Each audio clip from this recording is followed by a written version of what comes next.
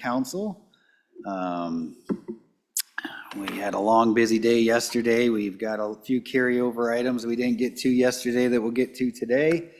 Let's go ahead and take the roll, and then we'll get this meeting going. Mr. Chairman, for Management Council, November 19th, 2025, Senator Crago. Here, Senator Grew. Here. Senator Nethercott. Senator Salazar. Here. Representative Bear. Here. Representative Haroldson. Here. Representative Heiner. Here. Representative Ian is excused. Vice Chairman Beitman. Here. And Chairman Nyman. Here. You have a quorum. Thank you. Representative Haroldson, will you start us off with a prayer this morning, please?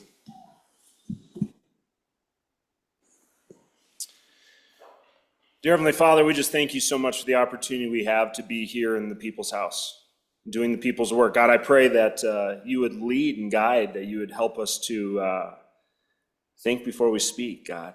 Be Spirit-led and have the opportunity to do what is best for this great state. God, I pray as we go through the different topics we have today, God, help us to stay attentive and on task, and I pray that we would be effective in the work we do. We thank you and praise you now in Jesus' name. Amen. Amen. Senator Crago, will you lead us in the pledge, please? Sure. Pledge allegiance to the flag of the United States of America and to the republic for which it stands, one nation under God, indivisible, with liberty and justice for all. Okay. Well, seems like we were just here. We didn't get out here till after 9 last night, so I appreciate the staff for hanging with us that late, and the committee for all your good work, and we'll just keep on plowing through. We're going to start this morning with we're back on our agenda. First item up for our agenda today is the 2026 budget session calendar. Director Obrecht, take it away, sir. Thank you, Mr. Vice Chairman. Anthony, Sarah, and Don Richards will join me here. And I think I'll actually have Anthony start walking through the two options we've got for you. Per the Wyoming Constitution, you have 60 days to meet within a biennium, no more than 40 days in any one calendar year.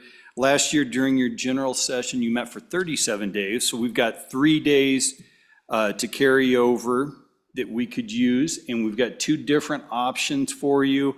One, a 21-day schedule, and one is a 22-day schedule. Yep. So Anthony, go ahead, please. Mr. Sarah. Thank you, Mr. Chairman. Good morning.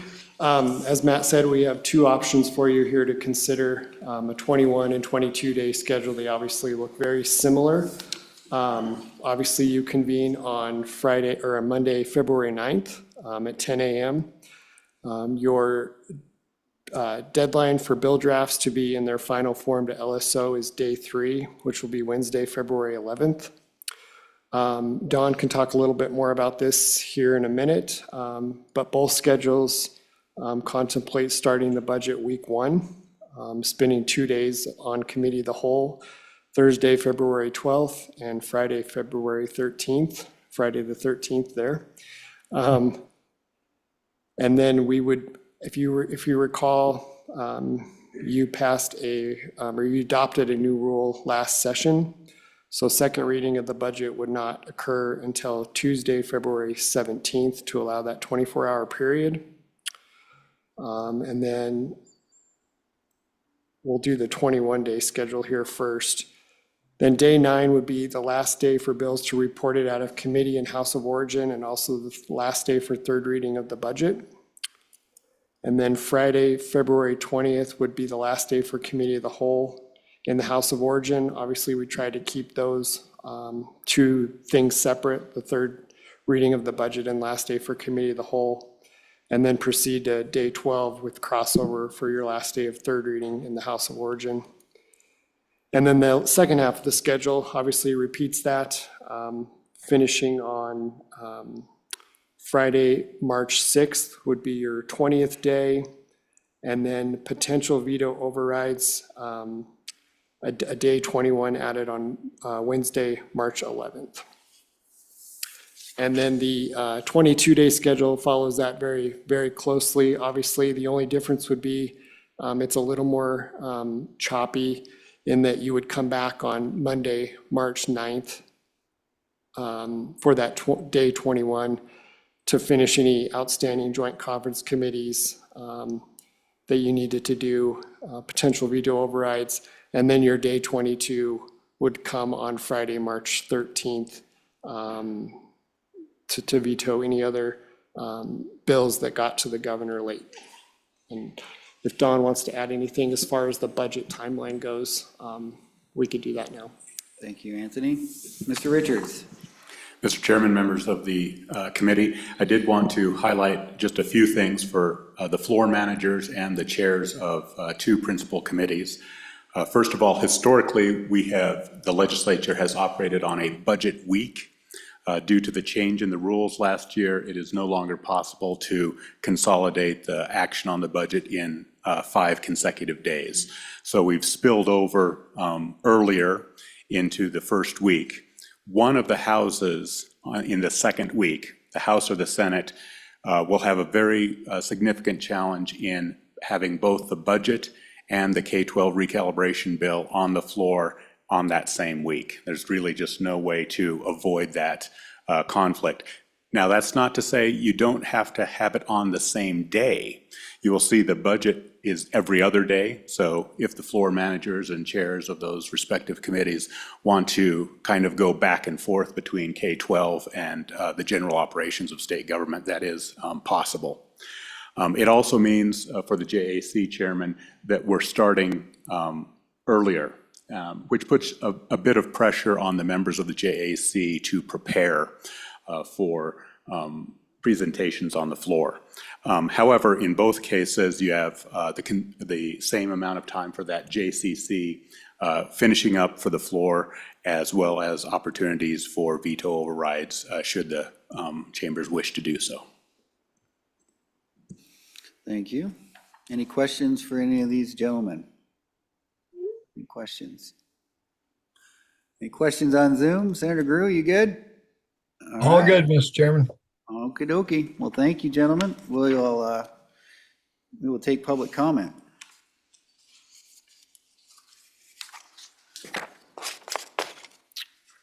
Any public comment? Don't come all at once. Okay, seeing none. Any online? Any Zoomers? No, Mr. Chairman.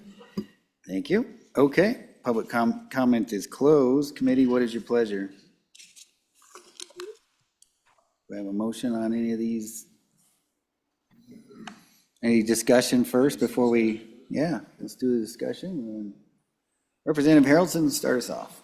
Thank you, Mr. Chairman. So just looking at it, I think it really comes down to, I'm really easy because I'm 54 miles away.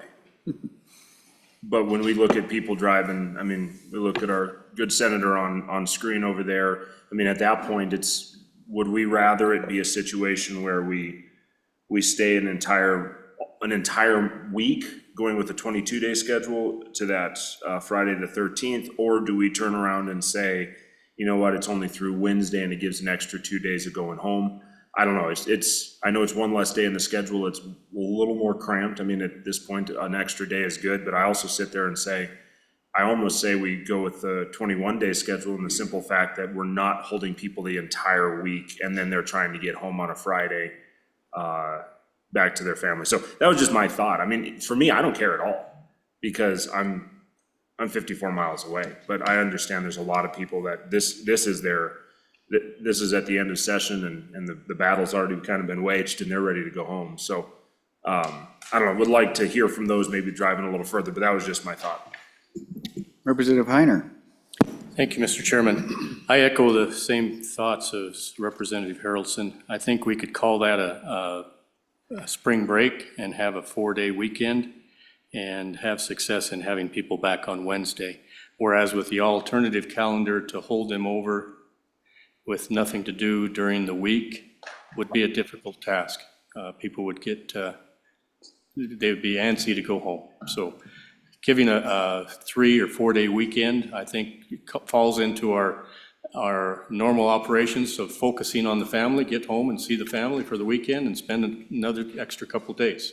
So I'm in favor of the 21-day schedule for that fact. Okay, thank you, Representative. Senator Crago. Thank you, Mr. Chairman. I echo those sentiments the same. As there's a lot of people traveling, I think it's much easier for us to stick around for a couple days or go home if we're close enough. But for those that aren't, they can stick around for those 2 days. We can finish our work on Wednesday and then we can all be home by Thursday. Whereas if it's Friday, that's going to be a long day. If we end up doing some overrides or additional work on the bills, could be a long day, so we might not be going home till the weekend. So I'm up for the 21-day schedule, Mr. Chairman. Thank you, Senator. Anybody else? Okay, sensing the body is leaning towards the 21-day schedule. Do we have a motion on that? Motion, 21 days. Been moved, seconded, third, okay. Discussion?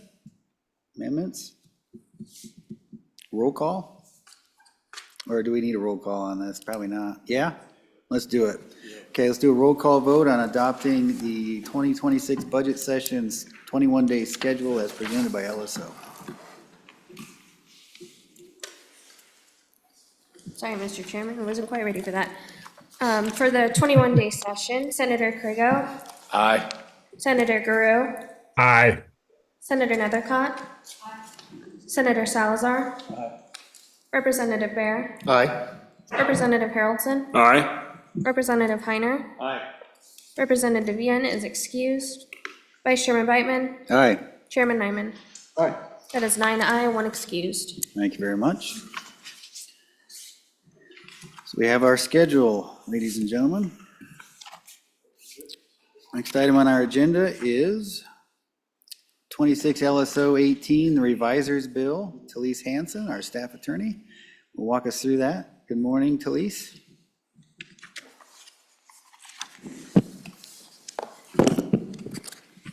Mr. Chairman, members of Management Council, Talise Hansen, Staff Attorney LSO, presenting 26 LSO 18, version 0.2, the reviser's bill. The reviser's bill is typically brought every year by Management Council in an effort to clean up any errors in the Wyoming statutes. As an important note, this bill contains no substantive provisions and is merely just a cleanup bill. This year's reviser's bill is very short, and it's 3 pages, and I'll walk through the bill. Page 1, lines 12 and 13, and page 2, lines 2 through 6, are amending Wyoming Statute 1312-104A, which is the statute dealing with special purpose depository institutions.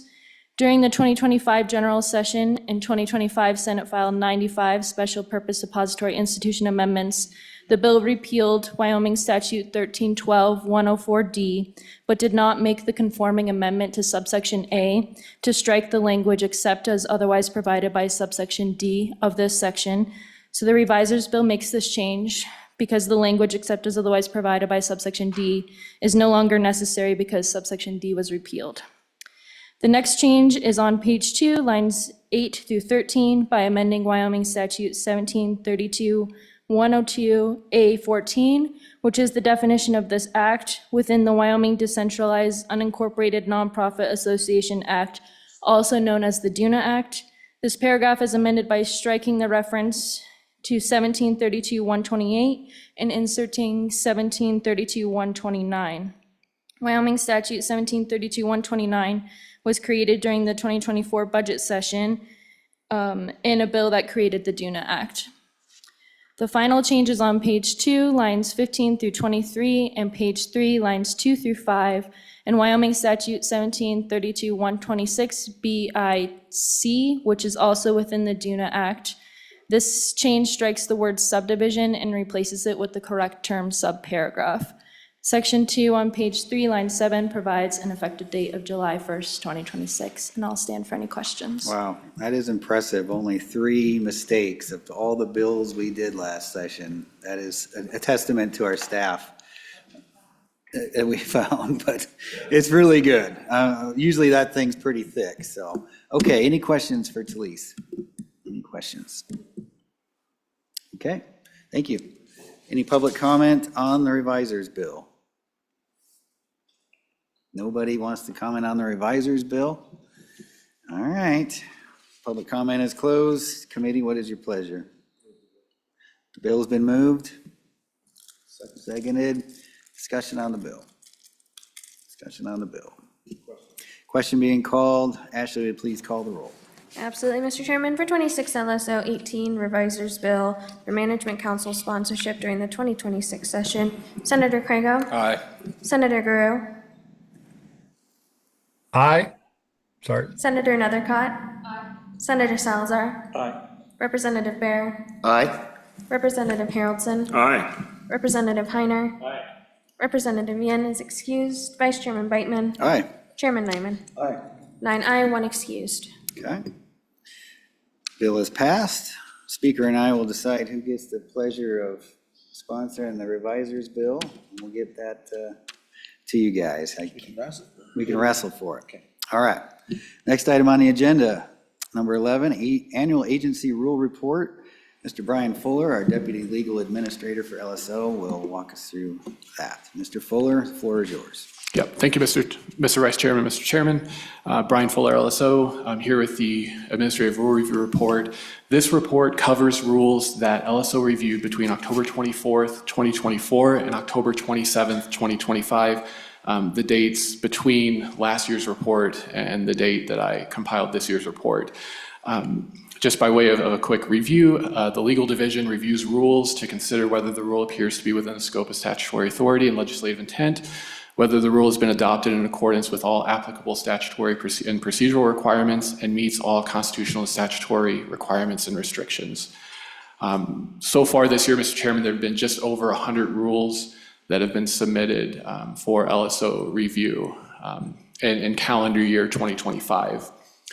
So just to walk through, this is a similar structure to last year's reports. There were no rules to which Management Council objected due to procedural issues. There were 2 rules this past year to which Management Council, following recommendation from LSO, objected due to substantive issues. The first was a rule of the Business Council concerning the Business Ready Community Program, where the rule appeared to allow the Business Council to amend required match amounts outside of the rules process. The recommendation that Management Council adopted was to request the governor to direct the agency to amend that language, and the governor rejected the rule. The second rule from the Department of Health raised questions about the incorporation of material by reference and a failure to comply with the statute that specifies how agencies can incorporate other material by reference in rules. The agency withdrew that rule ultimately.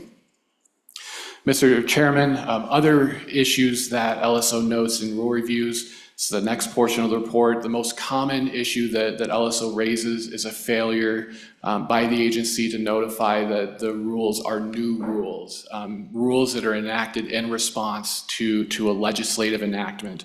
There were 7 rules that LSO reviewed that we raised that issue. The next, and this is somewhat different, kind of a new issue that LSO began to notice this year, issues with the strike and underline format. When agencies promulgate rules, they submit a clean copy of the rules and then a strike and underline format that shows what has been changed in a rule. This was identified in 4 rules in the past year. The issues varied from some of the changes, just specific changes not being noted in the strike and underline. In one rule, an entire chapter should have been underlined as new language and was not. In terms of other procedural issues that were noted, there were 2 rules where we highlighted issues. For one rule, the agency failed to include a statement of reasons as to why the rule was being promulgated, and there was no statement as to whether the rules exceeded minimum statutory requirements. In a second rule, LSO noted concerns with how an agency incorporated material by reference in accordance with that statute.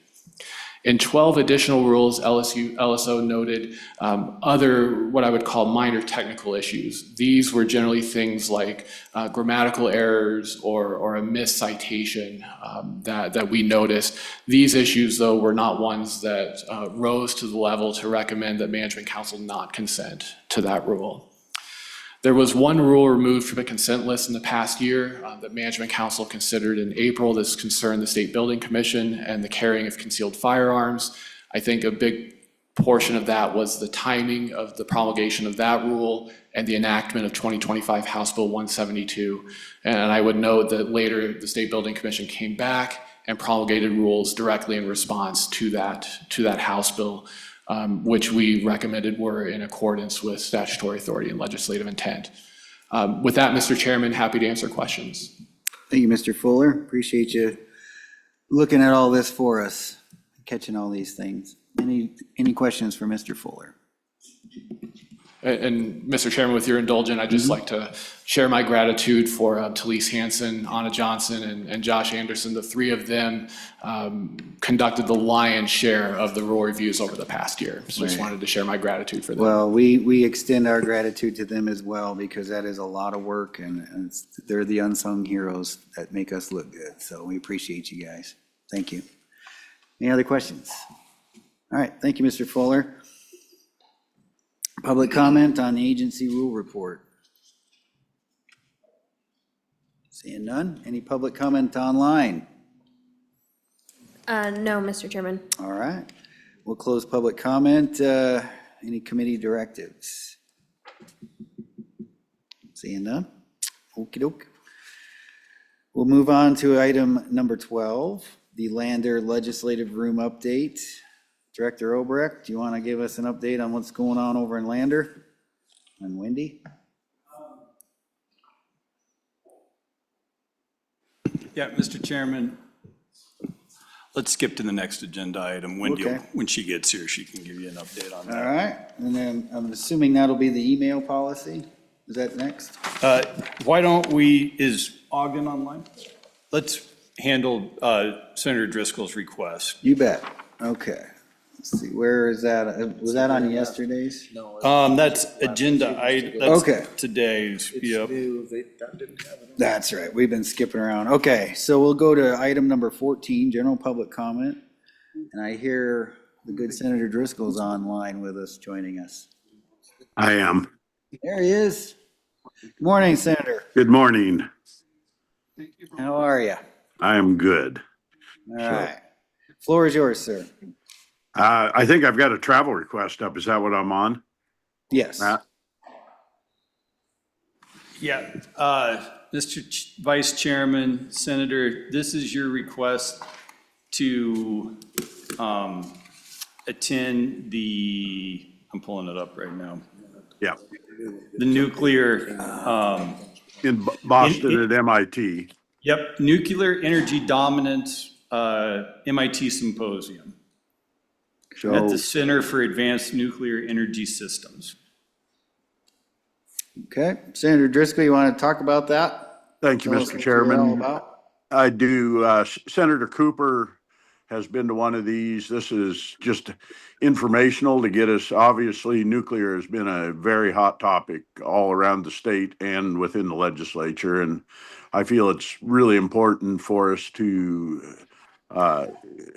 get as educated as we can on all the topics. It's obviously a major issue for the federal government and the president. And for us to have people that are truly informed and understand, one, what the policy is, and second, what's happening in the industry has big implications for the state of Wyoming in a lot of ways. And the more people we can have that are educated on it, the better off we are. I'd like to see where not just myself, but a number of people, both House and Senate, would be able to go and get further education on where we're at on the nuclear end. I'm one of the ones that generally supportive, particularly in the manufacturing end, but really don't have a good enough depth of knowledge, and a 1 or 2 hour meeting really doesn't cover it. So asking to cover travel expenses and et cetera on the way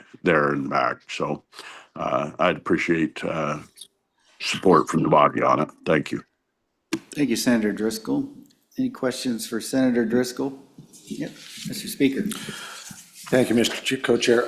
Senator Driscoll, just a couple clarifications or information. How long is the meeting, and do you have any kind of a list of topics they're going to be covering?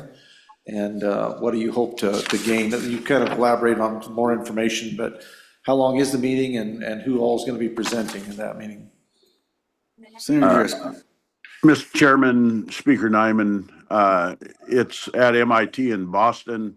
I can get you an agenda on it. I'd have to pull it up. I'm just getting on my way to go to an airport. It's a 2-day meeting, very in depth. The agenda basically talks about where the United States at. Director Olbrich may have it. I think I sent the agenda along. Let me see if I can pull it up. I'm sorry to do this while I'm sitting here. I should have had it in front of me, but I'm traveling. So,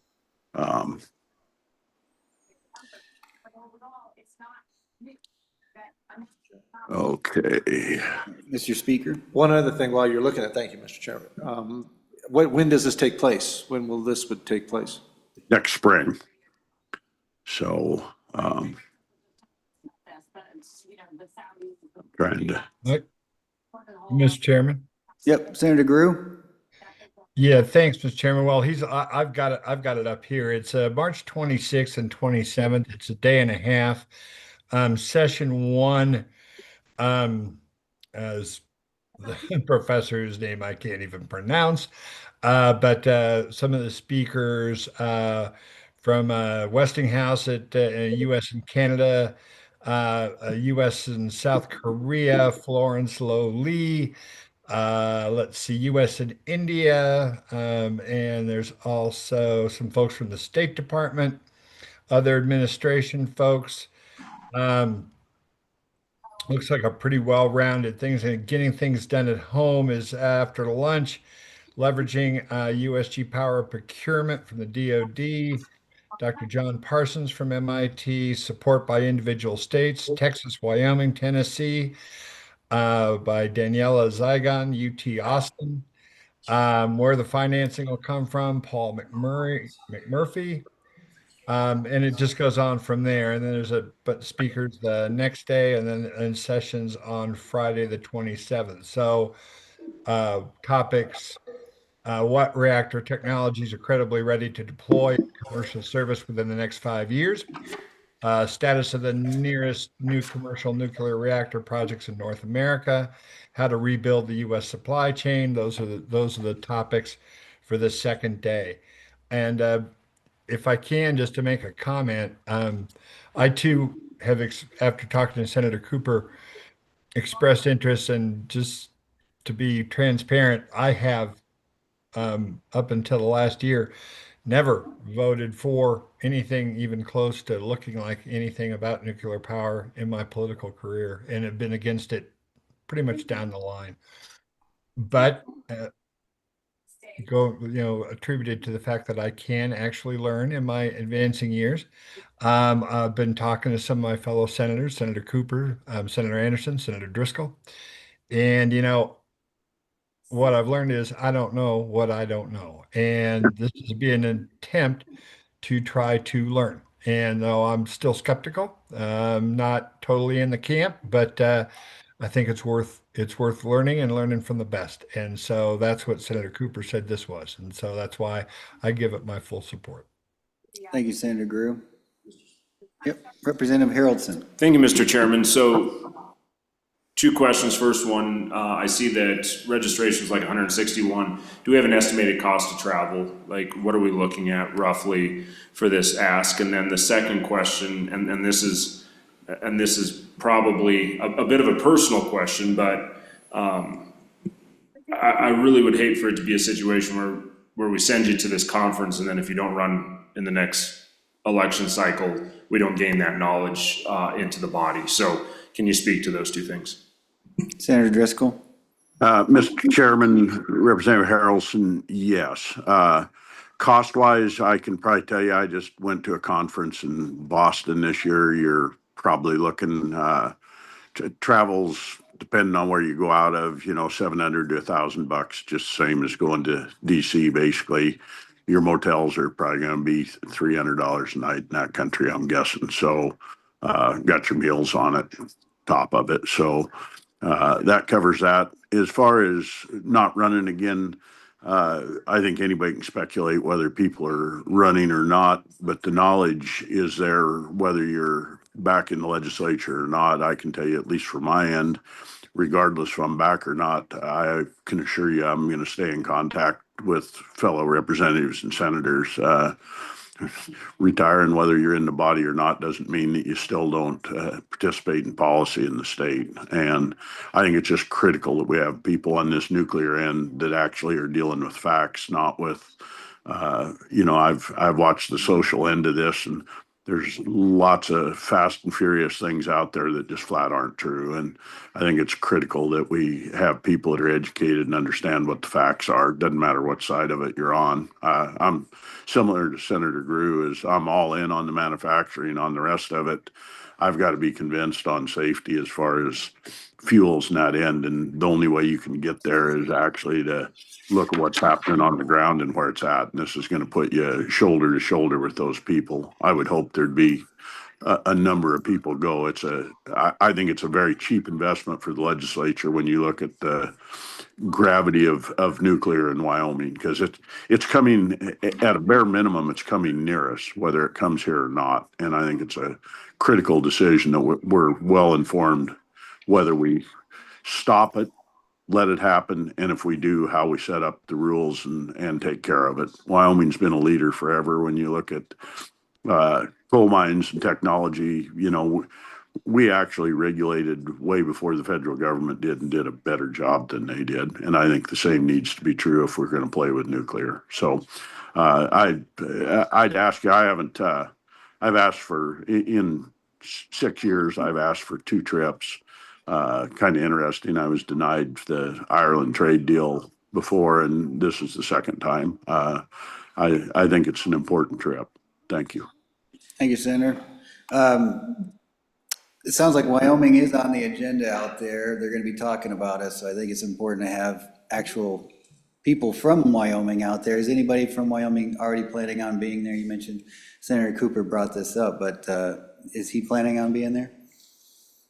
Mr. Chairman, he is. Last I knew, the list of senators, I have not talked to House people, but the rough list of senators that we talked to, Senator Cooper, Senator Grew, Senator Landon, and myself is the 4 that had expressed interest out of the people I'd talked to, and possibly Senator Nethercott, I believe. I can't remember what she told me. Thank you. Thank you. Any further questions? Representative Heiner. Thank you, Mr. Chairman.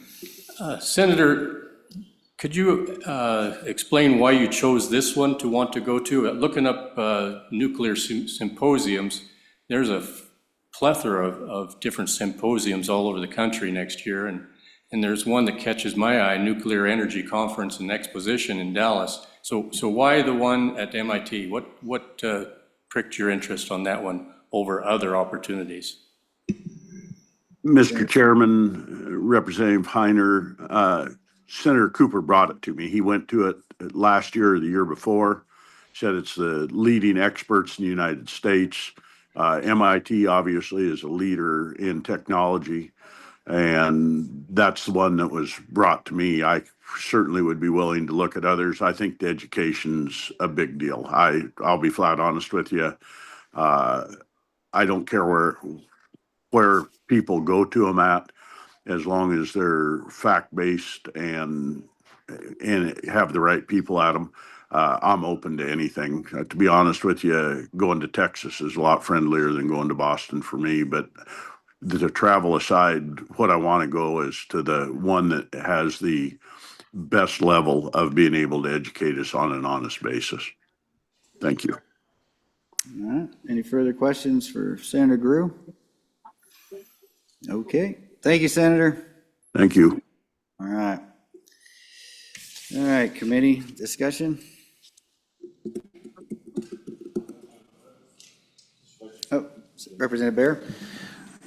Mr. Vice Chair, I don't know how expeditiously we need to vote on this, but I'd like to know, if we're going to get some House members to go there before I vote on it.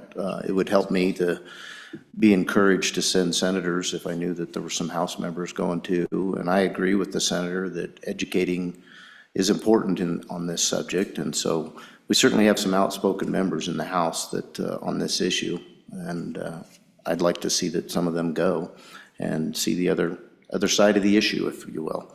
So if we could, I would recommend we postpone the vote until we've had a time to ensure that we get some House members to attend this. that are applying to attend this, and we vote for everybody all at once. Mr. Chairman? Senator Driscoll? Thank you, Mr. Chairman, and Representative Bear. I strongly encourage that what I would like to see, the registration closes fairly soon on this, I think, to get it done right. What I would suggest for a motion is up to 4 representatives as well, and go ahead and go through your body. I'd love to travel with part of your people, and particularly the people that are really vocal about it. It'd be great to sit side by side with them and ask questions and see where we're at. I think it's important, and I don't think it. I do think it's timely to have a vote. It's gotta go, and this is as good a time as any. And I'd love to see you just add. And I wouldn't even make it with my name specifically. I asked for it, but 4 senators and 4 representatives, and let the speaker and the president appoint them. I'm happy to do it that way as well, to make sure you've got a good spread, that it's not just a bunch of friends going together. It's people that are critically looking at the nuclear industry for Wyoming. Thank you. Thank you. Senator Crago, and then I'll get to you, Senator Grew, next. Thank you, Mr. Chairman. I mean, at some point here, I'm going to make the motion to approve. I don't know if we want to necessarily limit it to 4 Senate members or 4 House members. We may have more than that want to go and learn about it. If it's a good, which I haven't done the research like Senator Driscoll or Senator Grew have done, but there might be more of us that want to go. It's a super important issue. It's in the news every day in our state, and it's an opportunity for us to learn. That's why we have this in our budget, so people can go and learn. So us members can go and learn about issues that we need to learn about. So I wouldn't limit it to that. When we're done discussing, either I or somebody up here is going to make the motion to approve. I'm happy for House members to go. We just need to get them rounded up, get their name on the list, and get them approved, which we can do by email as soon as we figure out who wants to go. Thank you, Mr. Chairman. Thank you, Senator. Senator Grew. Thanks, Mr. Chairman. I think Senator Crago just said it perfectly. A, I wouldn't limit it. B, I'd like to vote today. And I'm perfectly fine with Senator Driscoll's suggestion about having the leaders of both houses, cast the net out and pick who they'd like to go. Is fine by me. Any way you want to do it. Like I say, I agree with Senator Crago. I think getting the knowledge is important. I think this conference is from what I've seen and talking to Senator Cooper, I think this would be well worth it, well worth the educational experience. And that I'm one who's never been on a trip of any. CSG West was the first trip, and it was up the street from me. That was the closest I've gone to a legislative trip. All right. Thank you, Senator Grew. Any further discussion? Just Mr. Speaker. Just one, thank you, Mr. President, one clarification. You don't have an idea, how quickly do we need to make some decisions here? Is there any information on when registration takes place so that? March 20th. Oh, so we got a little bit of time, yeah. Okay, nope, that's all I needed to know so that we can obviously offer that opportunity to other members, so we have some time. Any further discussion? I would just say, President Trump has made it very clear his agenda with nuclear and especially Wyoming being the tip of the spear for his nuclear energy policy and revamping the fuel cycle for America first energy, America first supply of uranium. We have it here. The administration is desperate to work with Wyoming and other Western states. Wyoming needs to be at the table. I don't think it should be limited to 4 on each house. I think anybody, this is like Senator Crago said, this is such an important issue. And there's a lot of misinformation out there about nuclear. And I think anybody that wants to learn and go with an open mind should be able to go and learn and be educated on this so they can better explain this to their constituents. So I agree with Senator Crago on this, and I'd entertain a motion. Moved. Seconded by Crago on approval. Mr. Chairman. What is the motion, actually? Senator Crago, can you state the motion, please? Mr. Chairman, my motion was just to approve the request by Senator Driscoll and any other House or Senate members that decide they want to go. Does that work, Director? Mr. Chairman, it does. Okay, You bet we can put that out to the membership. all right, thank you. It's been moved and seconded, discussion. Do we need a roll call vote or a voice vote? I think voice All vote, right, Mr. Vice Chairman. All those in favor say aye. Aye. Aye. All those opposed, no. Motion's carried. And we will get that going through LSO. Thank you. Okay, where are we at now? We are back on the Lander Yeah. legislative room update. I see Wendy Madsen's here, our special projects guru here at the Capitol. Mr. Chairman, I'll interrupt real quick. Thank you very much, committee. I very much appreciate it. I think it's important for Wyoming and appreciate your support, and I look forward to seeing some good House members and going together with them. Thank you. Thank you, Senator. Safe travels. Okay. Mr. Vice Chairman, just by way of background, you know, we've had such a success with the legislative meeting rooms at the Thyra Thompson Building in Casper that really, I think it was at Senator Gru's suggestion at the April meeting about possibly procuring meeting space in the Riverton State Office Building. Well, I called the chairman of that Riverton State Office Building Task Force, Representative Lloyd Larson, after the April Management Council meeting, and Representative Larson said there wasn't space in the Riverton State Office Building, but he'd been discussing with the Department of Family Services about having a legislative meeting room at their new facility at the Life Resource Center in Lander. And so then that's when Wendy got on board with this and started meeting with DFS and the State Construction Department and Department of Health, and they were all incredibly helpful and welcoming. We wish we would have been in a little sooner on the project, but we're making progress, and from there, I'll hand it over to Wendy. Thank you. Wendy, good morning.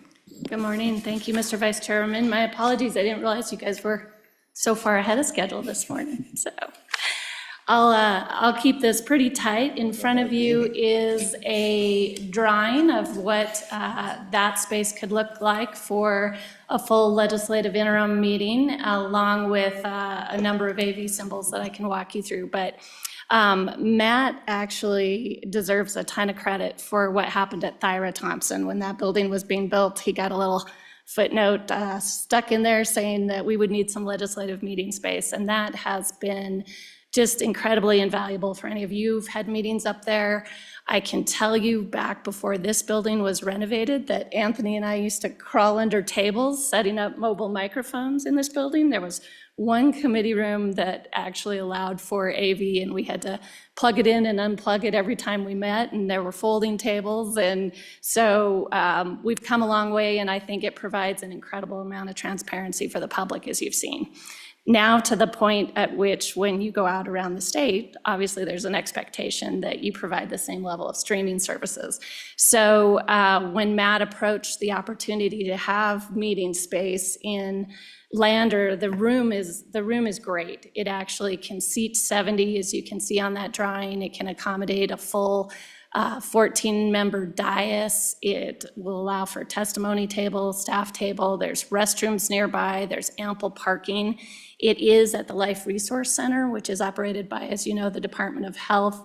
That Emerson building on that campus is where the Department of Family Services is housed.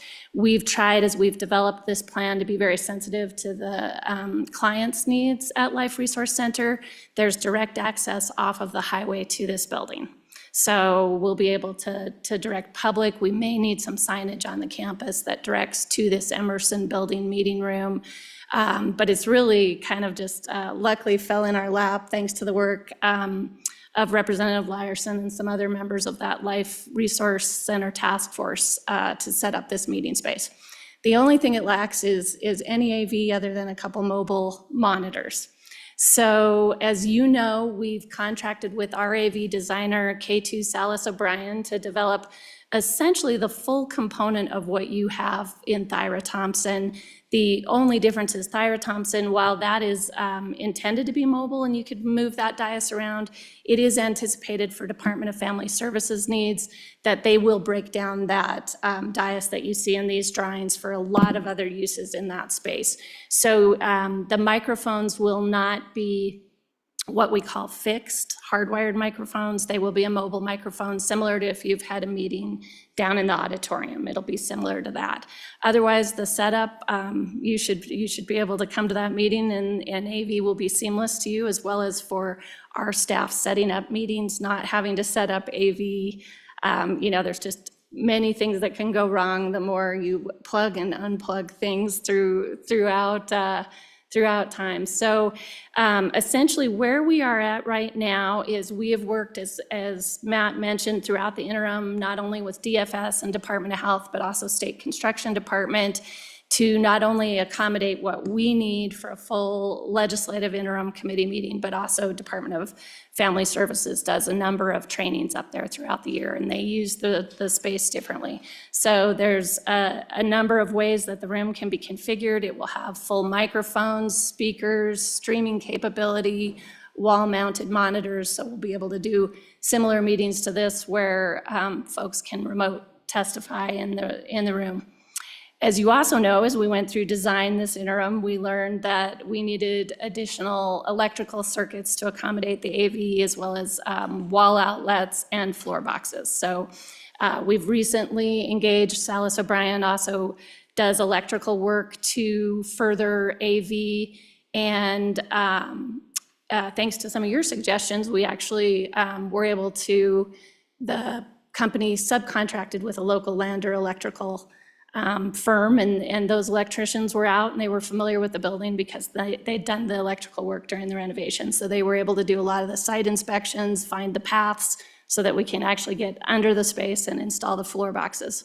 So the hope is that electrical design will wrap up by the end of this month, maybe into early next month, depending on what they're learning. And then we'll come back to you prior to bidding with what it's looking like for cost estimates for both the AV as well as the electrical work.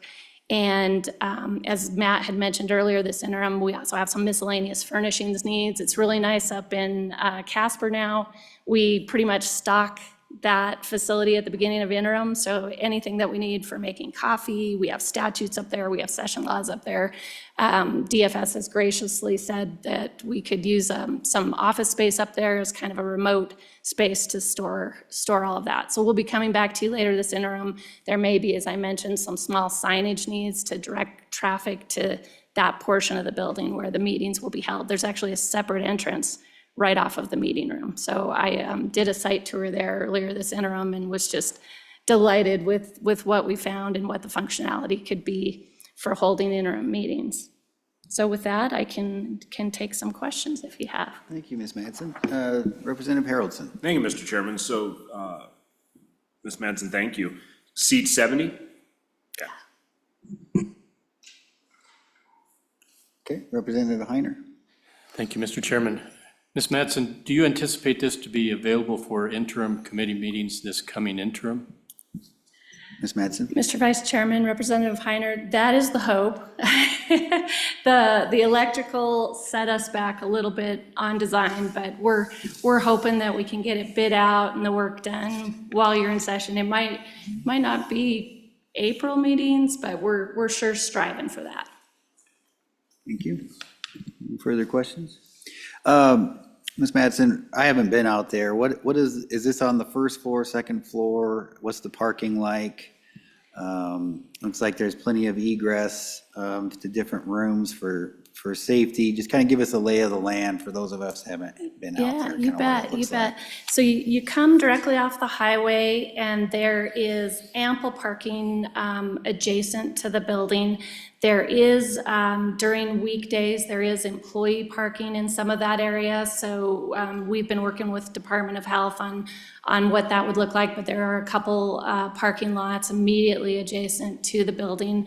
This is a first level meeting room and there are restrooms adjacent. It's all ADA accessible. So it's I was actually surprised how friendly it would be for a public meeting. And again, Department of Health and Department of Family Services have just been very generous hosts to us and welcome presence of legislative meetings and understand that sometimes we get a lot of public. So some of the details on parking still need to be worked out, but it's wide hallways leading into the meeting room. There's even some, you can actually see on that drawing, there's actually a counter and a sink in that room. So we're looking to do plumbed coffee in there because that just always makes everybody's life easy, not to try to carry percolators all over. So it is actually better than I thought it would be for our use when I first went up there. Great, thank you. Any further questions? I don't see any. Thank you, Ms. Madsen. Any public comment? Anybody want to talk about the Lander Legislative Room? Anybody on Zoom? No, Mr. Chairman. I didn't think so. All right. Public comment is closed. Anything we need to do, Mr. Obrecht, on committee directives with the office here? Mr. Vice Chairman, no, not at this time. If we have any other additional construction costs or requirements, we'll come back to Management Council for approval. I would say that I will continue to explore options for other dedicated legislative meeting rooms around the state. It's really nice if we have the ability to be able to broadcast a meeting without any external partner in that. And makes the meetings go better, it's more welcoming to the public. So if you hear about any space in your communities that may become available that we could think about, it would be great to have some in southwest Wyoming, northeast Wyoming as well. Great. So maybe the Bighorn Basin too. Perfect. We'll keep our eyes and ears open, Mr. Director. Thank you. Okay, that takes care of item number 12 on the agenda. Now we're going to skip back, all the way back to yesterday. We'll time travel and go to the emails, email policy. Get a report from our LSO people and our subcommittee on their findings. There's my voice. All right. Representative Bear, why don't you walk us through the subcommittee's report? I think, Mr. Vice Chairman, we'll go ahead and let LSO do that portion of it, but I'll be here to stand by to You bet. present the bill. All right, we'll have them come forward. Great. Mr. Chairman, I'll just kick it off to say that the subcommittee was created by Management Council, its April meeting, to look into the issue of our legislative email systems filters and whether they were sending too many emails to either the junk folder or the spam folder of legislators. I think maybe just to start off with, it's important for everyone to know that these emails in question were all being delivered to legislators. It was just a question of whether they're going to your inbox, your junk folder, or your quarantine folder, all of which legislators have access to. And Anthony will talk about how we've begun an education process with legislators so they look in all three of those folders. Great, thank you. Who wants to start us off? Anthony? Yeah, Mr. Chairman, I'll go ahead and kick us off here. What I want to do is just refer to my memo in your packet dated October 15th. And what we did was just kind of provide a summary of when your subcommittee met on July 15th. And since then, LSO has done a tremendous amount of work. We've done a deep dive into our legislative email system and probably spent more time on this than anything else this interim. It's something that we obviously take very seriously and understand that you have to have your legislative email for important communication with your constituents. After the subcommittee meeting, we engaged with a 3-hour Teams call with Microsoft folks to take a deep dive into our email settings. We had previously changed our policies for legislators from strict to standard. We also lowered what's called the bulk complaint level, and that's Microsoft gives a rating of every email that comes in on a scale of 1 to 9. And 9 is the most lenient, so we set that from 6 back to 8. We also learned that a lot of this is really out of our control. The scores that Microsoft gives each email for spam, what's called a spam confidence level, cannot be adjusted by users and is 100% determined by Microsoft. And so a lot of this, we learned, it really is out of our control. Some other things that we did following the subcommittee meeting, Jamie came up with, he started looking into some creative solutions to help legislators better manage their email, and he can get into that a little bit more if you'd like. And I know a few members of the council here have actually started using some of these. It's a little bit of a workaround to how the inbox typically works, but I think some legislators are starting to use it. We also realized that a lot of this is education for legislators, and so in August, we sent out a tip reminding, and we also did this during session, but also reminding legislators to what Matt mentioned, to not only check your inbox, but how to check your junk folder, and how to release quarantine messages if you feel that it was a legitimate message that accidentally, for whatever reason, by Microsoft was quarantined. And then we also included information on our website, telling the public that they are happy to contact the LSO, and we're happy to investigate to ensure that their emails were delivered. And that's now posted on our website as well.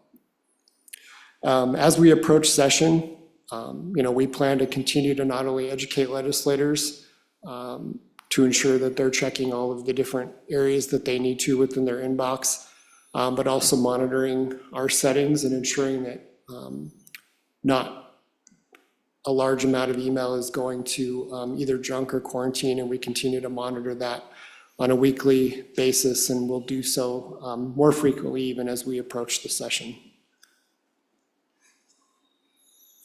Thank you, Anthony. Any questions for Anthony? I have one for you. Oh, Senator Grew, go ahead, and then I'll fire away after you. Thank you, Mr. Chairman. Thanks, Anthony, for that report. Could you elaborate a little bit? You said that Microsoft, the folks at Microsoft said that they, their internal system kind of controls what gets through and what doesn't, and we don't have much control over that. Could you elaborate a little bit on how that works exactly? Mr. Sarah or Jamie, you want to take that? Mr. Chairman, I'm going to have Jamie, he's much better at the technical side, explaining. All right, Mr. Schwab. Mr. Chairman, Senator Grew. Mr. Chairman. Oh, Senator Nethercott. Okay, thank you, Mr. Chairman.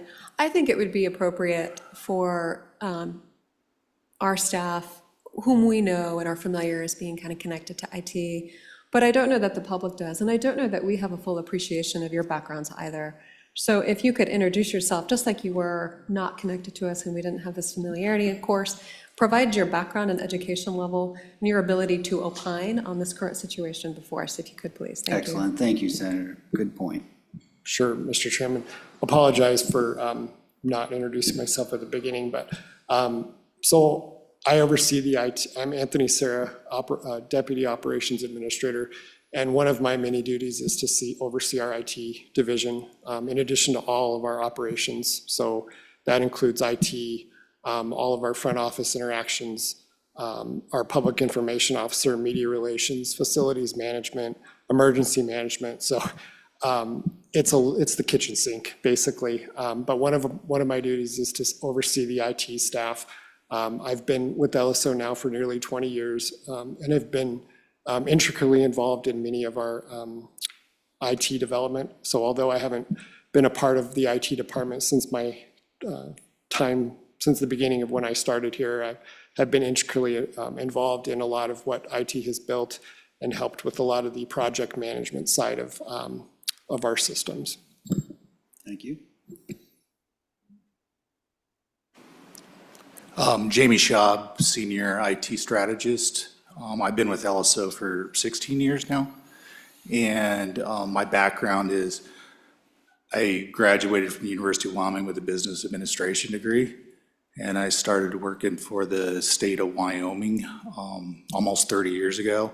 And when back then it was called the Department of Employment, and they had a tuition reimbursement program within the state. So I went back to school while I was working there in the evenings and got a second bachelor's degree in computer information systems, and moved into the IT realm there at Department of Employment, mostly in IT project management, and received a PMP certification for project management while I was there. And in 2009, I was hired here at LSO, originally as project manager, then moved up to IT. So I've been working with IT systems for the last 20 plus years.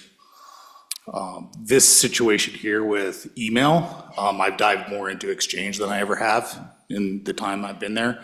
But the original question from Senator Grew was about control of the spam coming through our system. And within the system, every email gets tagged with a spam confidence level. And the troublesome emails are getting a level of 5. And basically, if it's a 6 or lower, it'll then go, it's always funny on how that 1 to 10 ratio works on if it's lenient or not. But basically, if it was a score of 6, that we could set the threshold that any email at a 6 level and below would like just go onto your inbox. If we just made that one little change, none of this would happen. And all those emails that are a 5, they're kind of questionable, maybe false positives, they're like maybe junk, maybe not, but they're always the questionable ones, and they're always a mid score. It's not a high score spam, but it's always that mid level. And if we could move that one threshold, bump it up like what we did with the bulk spam stuff, we could do that. If we had Exchange on premises, we would have control of that setting and be able to do it. But we use Office 365 and we're using Exchange in the cloud. And Microsoft with Exchange in the cloud, we do not have control of that setting. That is something that they just set for us. And you could try to do a PowerShell, change it, whatever, and it doesn't do anything. And we still have this ongoing issue of these somewhat questionable borderline emails that end up in the junk folder. Follow up? Follow up. Yeah, Mr. Senator Grew, go. Thank you, Mr. Chairman. So, Mr. Schaub, explain to me what Microsoft told you and told us. I was there. What makes a questionable email? It's not the content necessarily. It's not what it says necessarily. Isn't it more about who sends it? Or could you talk a little bit about that? Yeah, and also I would add, explain to the layperson what bulk email is and why our systems, identify bulk email. They're set up to identify bulk email and basically put them in their own folder. We call it junk or spam. It has been called many different things. Technically, it's called junk email in our wyoleg.gov folder. So you can elaborate on all that, please, sir. So in every email that comes into the system, there's a bulk score. And the bulk score would basically be based off of probably targeted type of emails that come in from, say, an organization or whatever, where you're getting a bunch of emails that are very similar, going to, say, 93 people, with the same content within it, with just from a different email address. I believe bulk also with Microsoft takes into account the reputation of the sender.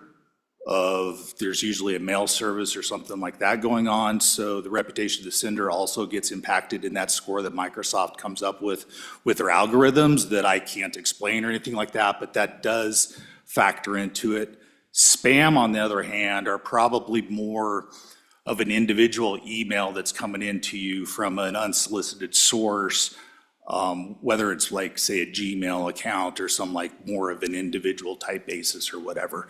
So they're two different scoring methods, and they're really hard to explain because they're all set up by algorithms that Microsoft has and nobody has access to them, or could even probably try to explain them if they wanted to. I think too, Mr. Chairman, is, like I said, we engaged in hours of conversation with Microsoft folks, and, we couldn't really even get a really clear, good explanation from them either. And I think part of that is, confidentiality of their company. They don't want the world to know how some of this works. And so, so that was part of it too, is, even when you talk to Microsoft, to Jamie's point, you don't necessarily get a lot of information on how this stuff works behind the scenes. Representative Heiner. Thank you, Mr. Chairman. Mr. Shaw, in the world of IT, there's a lot of defenses out there to protect ourselves, and being a government entity, I'm sure there's a lot of efforts to get through those defenses. But for malware to get into our system, as a general sense,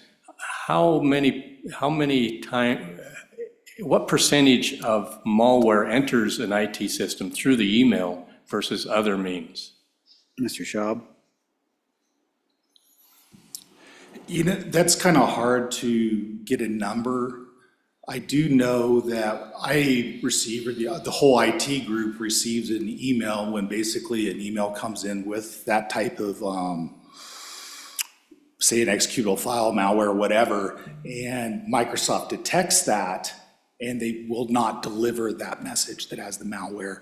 And we get that notice probably more than a couple times a week from some person within the wildledge.gov domain. So right now, I believe we have 145 email accounts between legislators and staff. Follow-up. So, Mr. Shaw, my daughter works as an operation manager for a contract company that does this type of thing for protecting IT systems.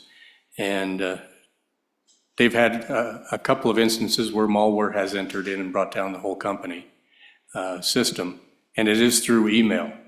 So is that why we got so much attention on this, that we need to protect our back with the email source? Because that is, for a lot of these malware events, that's a direct access to our system if we allow it. Mr. Schaub. Mr. Chairman, Representative Heiner, I think you got two different things kind of going on. You got the security side, but then you also have just the daily use of email side. And Microsoft has always, in addition to the security side, had this junk concept with spam email. And if you ever look at like the statistics of like the numbers of emails that get diverted like into your junk folder compared to what's received, I don't know if the numbers are quite the same as what they used to be, but back in the day when we were on GroupWise for the state of Wyoming, I think 20% of the emails that were coming to the state of Wyoming were considered spam at that time. So like out of thousands and thousands of emails. And I don't know if it's a different figure now, but out of that 20%, not all that, obviously, a very low, small amount is probably risky email. You get down to that risky side and it is probably not that big of a number, but all you do is need to have one occurrence of it happening. And I mean, I've been involved with NAIL IT with state legislative staff throughout the US, and we had an executive session a couple years ago in Wisconsin. The session was, seminar was in Wisconsin, but the state of Virginia basically got hit by ransomware during session and were down for multiple days. And it took them a long time to actually get their systems back up. And based off of that, and Wyoming isn't there anyway with the amount of money that we spend on like IT, security, all this, but it would boggle your mind on how much the state of Virginia is now spending on IT security. I'm talking millions of dollars just for their legislative security. Just one more follow-up. Thank you, Mr. Chairman. So, Mr. Shaw, I think what I'm hearing is what we're doing is not trying to limit the amount of email going to a legislator or junk mail or encumbering the legislator's email account. It's basically to protect our system from malware and other entities that may be trying to do harm to the state of Wyoming's email system, your IT department. Is that true? Mr. Schaub?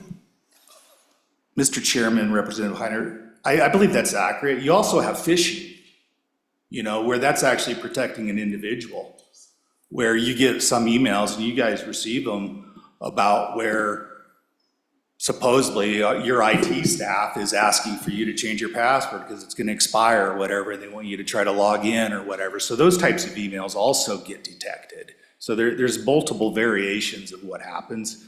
And with AI, things are looking a lot more legit.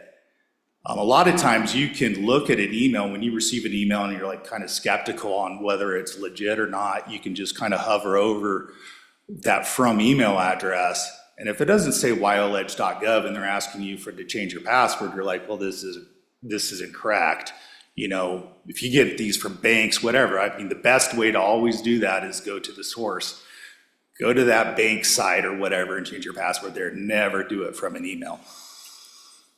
Mr. Chairman, the other thing I would add is, when we're talking about the inbox and the junk folder and the quarantine, one of the main, getting back to Representative Heiner's question, one of the main reasons Microsoft does this is to add layers of protection. So I think what you consistently hear when folks like the Virginia legislature and things, what you consistently hear over and over again is it was one user clicking the wrong thing. I think in a lot of times we think of these sophisticated ways that people get into systems, and a lot of times it's just as simple as one person clicking the wrong thing, or somebody falling for, somebody calling Jamie and saying, hey, I need you to reset my password, and that it's not really President Beitman. I mean, it's simple things like that. So these are layers of protection for you so that, and in any user, if something's in the junk folder, if something's in the quarantine, it kind of raises your alert of, well, this went to my junk folder, but it might still be legitimate, but I need to be more aware of what I'm looking at because it's been classified as something different.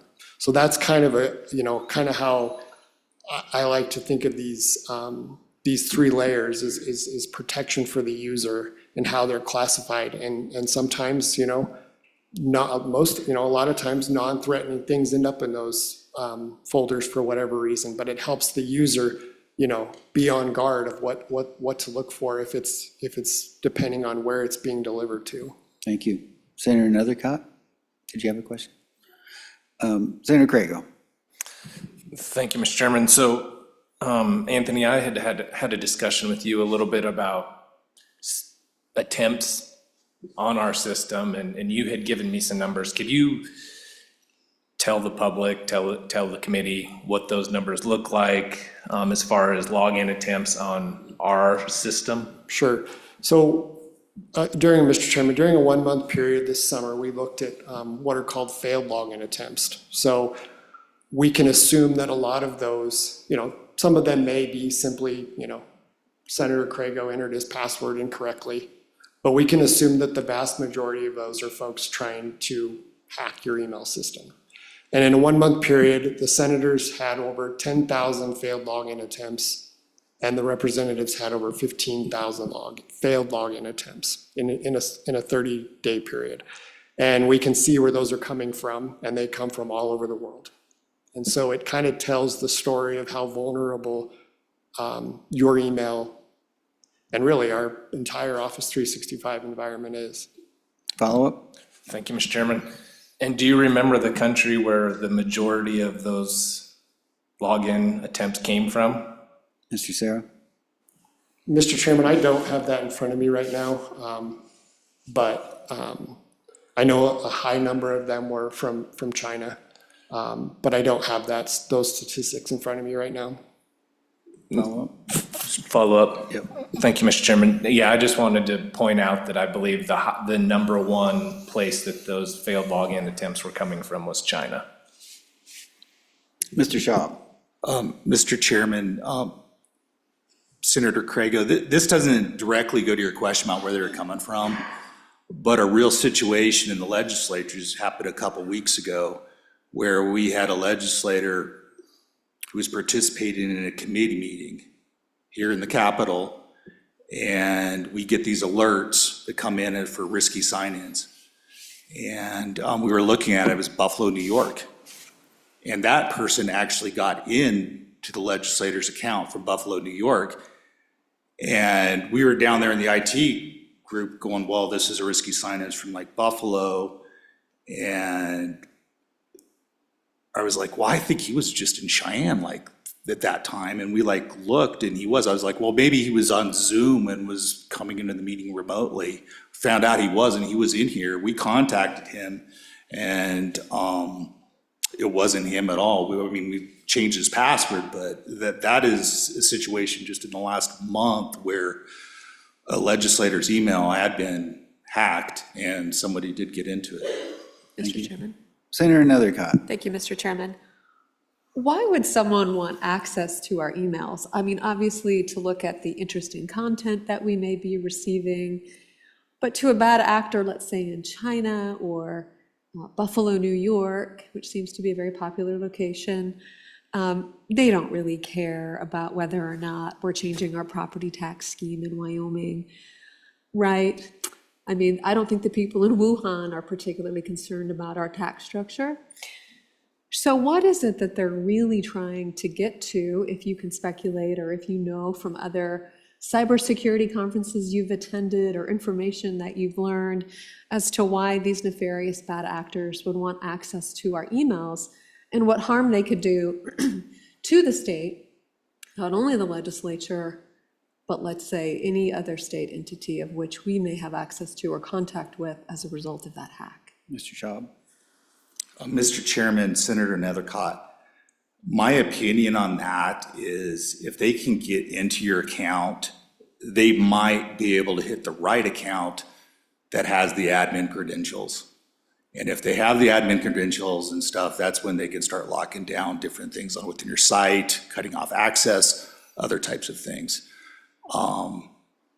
As to your question, if they just like went in there just to see the email, I'm not sure, but the tip of the spear usually is even this happened in Virginia. What started it was they got credentials from an IT person who had admin rights, and they were able to end up changing everything and locking IT out of it. Any more questions? So we've established some facts here. We've established that no emails were blocked. They went to one of three places: inbox, junk, or quarantine. Is that correct, gentlemen?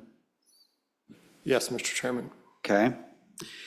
It is also a fact that you guys have gone out of your way to lower our protection standards to accommodate for bulk email being sent by groups such as Honor Wyoming. Is that correct?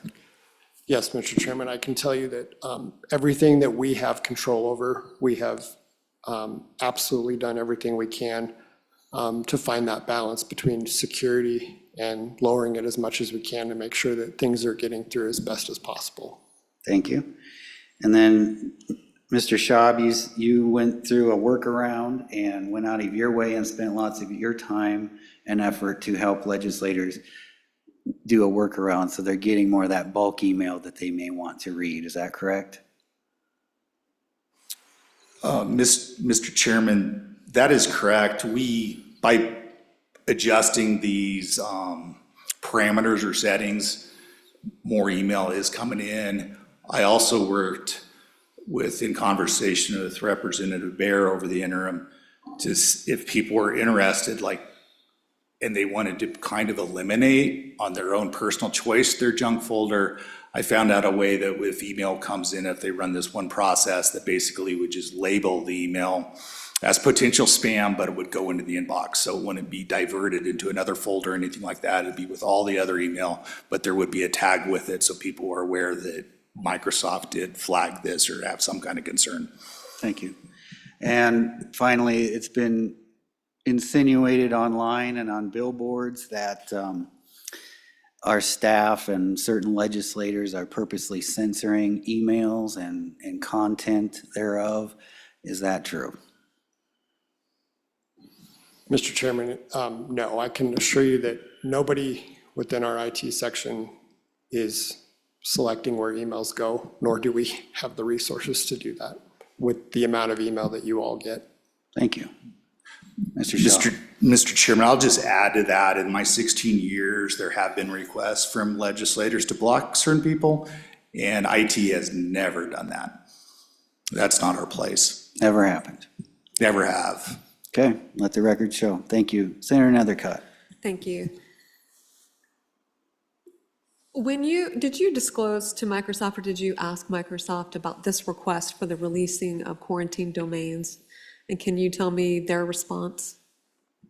Mr. Shaw, Mr. Sarah. Mr. Chairman, Senator Nethercutt, specifically as far as publishing those, we did. And they indicated to us that it was indeed a security risk to do that and was not something that they had ever gotten a request to do from other customers. Follow up? I just think we need to spend a little more time there, potentially. So why did you feel the need to ask Microsoft about this request? Were you trying to learn more about the security implications? Mr. Sarah. Mr. Chairman, probably a number of reasons. One was to, we want a full understanding of the security risks. Obviously, it is not LSO's decision on what you all decide to do here today or in the future, but our job is to make sure that you all have the information so that you can make the informed decision on what you want to do with any policy that you decide to implement. So we wanted to make sure, one, the security risks of doing something like this, and also, what I always like to do anytime we do anything is, you look to, has this been done before? What are other state, whether it's another state legislature, or in this case, other customers, it's always good to have like an example that you can point to and say, just kind of like Jamie was talking about with Virginia, and how did that go? What were the implications? And in all of our research, in addition to, online research and speaking to Microsoft, we couldn't find other examples of this occurring. So it was hard to come to you and say, here's what this other organization did. We just couldn't find anywhere to use a similar use case. Follow up? Follow up. Thank you.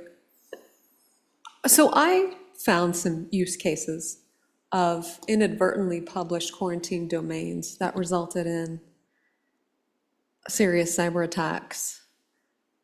I just Googled it last night and this morning. I'm happy to share with you the results of that, but curious about the very specifically, because I don't know that it's been communicated very clearly.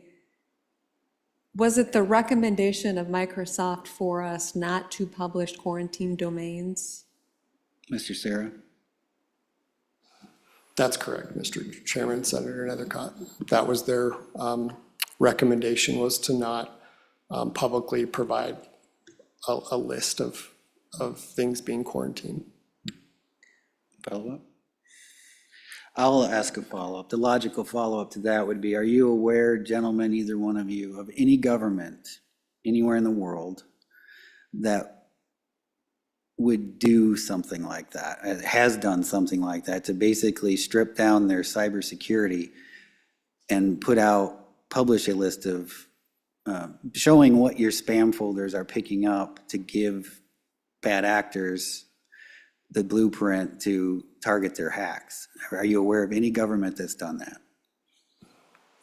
I don't believe so, Mr. Chairman.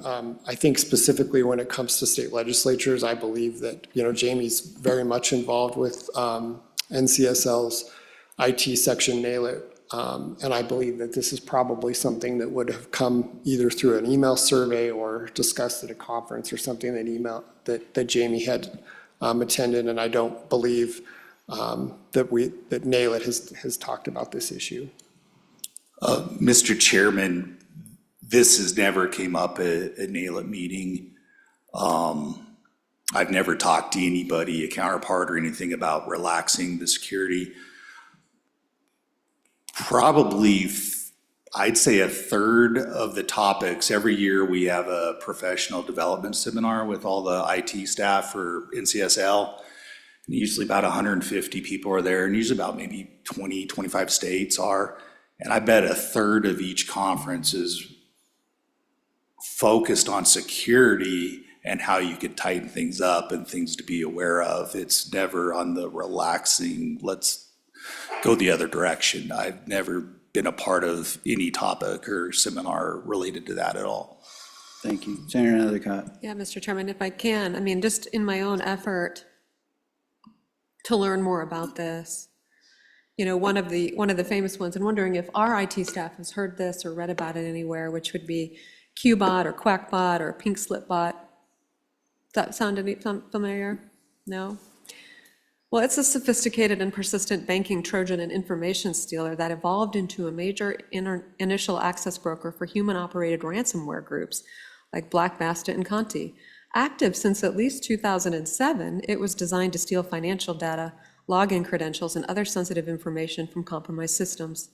The initial infection is that QuackBot primarily infected computers through spam or malspam emails containing malicious attachment like Microsoft Office add-ins or PDFs. It's been going on for 15 years, disruption and takedown, global law enforcement efforts.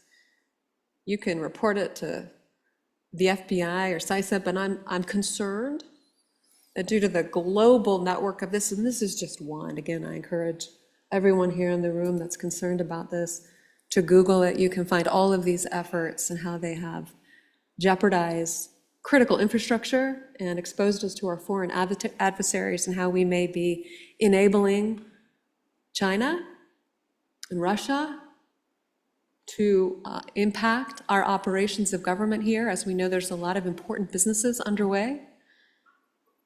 We know that they've located here in this state.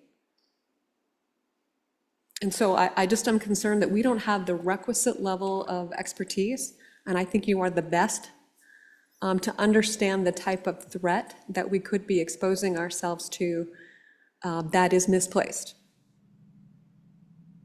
And I have to continue to ask why we would do such a thing when Microsoft tells us no.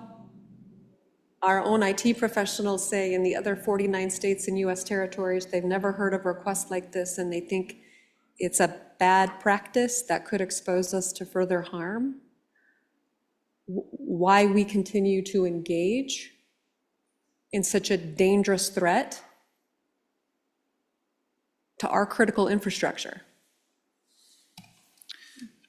Thank you, Senator. And I would add on to that and ask a question specifically to, a lot of us legislators have our WildLeg email accounts on our personal cell phones, so we can get emails on the go and respond quicker that way. Talk to us about, and I have it on my personal computer as well. I have it on many devices, so wherever I'm at, if an email comes through, I can get to it. It's a convenience for me, but if we go down this route of loosening our cybersecurity to the point where we're vulnerable to serious malware and Trojan horse types attacks where they can get into my personal computer or my cell phone, I'm going to take off Microsoft, off WildLeg stuff off my personal devices. I'll carry around my government-issued Surface Pro, and when I get to it, I get to it. But can you explain what the threats would be on our personal devices, having this on there with loosened cybersecurity if we went down something like this road? Mr. Chairman, I think you have like two different levels to that. I mean, if you were exposed to malware, it probably could potentially be to your device, like your computer or whatever, lock up and you don't have access to your computer or whatever. We had a legislator that had ransomware, was hit with ransomware in the last couple of years. But our concern, I mean, obviously we'd assist you in those types of situations, but our concern is if they get your email credentials and your email login and all of a sudden get access to the state of Wyoming's legislative system. Where it comes from is access to the IT systems, the Office 365 access. Okay, thank you. Any further questions for these gentlemen? I know we have a lot. It's a very important issue, and you guys have spent hundreds of hours on this. Thank you for that. Let's go to Mr. Speaker. Thank you, Mr. Chairman. Just a couple questions for my own edification here. As far as, I get a lot of emails. I get what you'd call spam emails. Microsoft has obviously got limitations on this and these things. When it hits, it's no different than sorting cattle. And they hit this, they go in this gate, they go in this gate, whatever, straight on. Are there things that folks can do? Because I get a lot of them from the Wyoming Education Association. I get a lot of them from all these different, groups. Well, how are they able to get to me and others are sent to the spam? Is it just specifically because of a certain type of email? Is that a history? Is that, to your knowledge, what sorts them? If I'm getting one, which is exactly the same as everybody else's seems to be, what is that? What triggers that sorting process through Microsoft? When I get a lot of emails and things from not necessarily the Wyoming Education, I'm glad to hear from those folks, but other places, how are they able to get to me when others that are trying desperately to get to me that I'd like to hear from are sorted? What is that categorizes them? Do you have any indication on that? And I guess this is my question. Can the senders look at their method that they're sending and do something different that makes it like what somebody else is doing that obviously Microsoft is good with, because it's coming and it meets their critical security limitations? So can those folks that are being blocked, can they do something different to make that work better for those other folks that they're representing? Mr. Schaub, and then answer that, and then in addition to that, can you explain what bulk email service providers are and what they do, and that maybe dovetail into the answer to his question? Mr. Chairman, Representative Nyman, that is really difficult for me to understand, because sometimes I will look at an email and I don't understand myself why it went to the junk. It's really hard to indicate. Some of the theories that have kind of gone through my head, just because of the nature of what happens in the legislature, is you'll have an individual that'll be contacting 90-some people and use the same exact content in every single message. It doesn't look like just a normal correspondence between one-on-one and that type of thing. You also, there's different scenarios with that, with just the nature of a whole bunch of constituents trying to get a hold of you, and then they try to get a hold of multiple legislators that are outside of their district. Maybe they're interested in sending an email to a committee, so they include all the House members and all the Senate members and all this. And I really don't have the answer to that question. But when you get to the thing about what I talked about earlier about the spam confidence level, to me, that number 5, where it's mid-range, is the key on between that inbox and the junk. Because Anthony and I talked about this. If we could have just changed that threshold 1 notch up to 6, I think that would eliminate 90% of these questionable borderline emails or whatever. And the ones that would go there would be probably stuff that you really would consider as junk or spam, and it's not legitimate state business, or they're trying to communicate their position on an issue or anything like that. But I also think that you have the bulk email aspect of it, where you have advocacy groups that have websites or whatever, and they have an ability for their members or whatever to contact you, where they might fill out a form or whatever to contact you. I'm not sure exactly how that would be set up, but they'd probably put their information in and they're like, hey, support this issue, be opposed to this one. And then the email isn't actually generated from that person, but it's generated from that advocacy group. And that could play into some of these issues as well. Okay. Any further questions? Senator Craigo. Mr. Chairman, I don't have any questions right now, but I was hoping these gentlemen maybe could stick around in Yeah. case we have some follow-up later. Yeah, I agree. Stay close, gentlemen. Thank you. All right. Representative Bear. Thank you, Mr. Vice Chairman and committee. I appreciate you hearing me out here. That was a great presentation on part of the problem that we have. We live in a high-tech era, and a lot of people like to contact us via email, and there are bad actors out there. And I just want to say that the presentation we just received just proves that we have a phenomenal team because we haven't been shut down like Virginia. That obviously is a harm and a risk that we'd like to avoid, but there's another side to this story, and that is that our constituents would like to contact us via email. And I'd like to be an advocate for those constituents, especially the ones that are not from China or Russia. And in that regard, what do? Do we allow some of their emails to be blocked? And I know we'd like to say that the word blocked isn't accurate because it's being put in a junk folder instead of our inbox, but that's the way they see it. So I'm going to go ahead and use that word. Mr. Chairman, Yes, Senator Nethercott.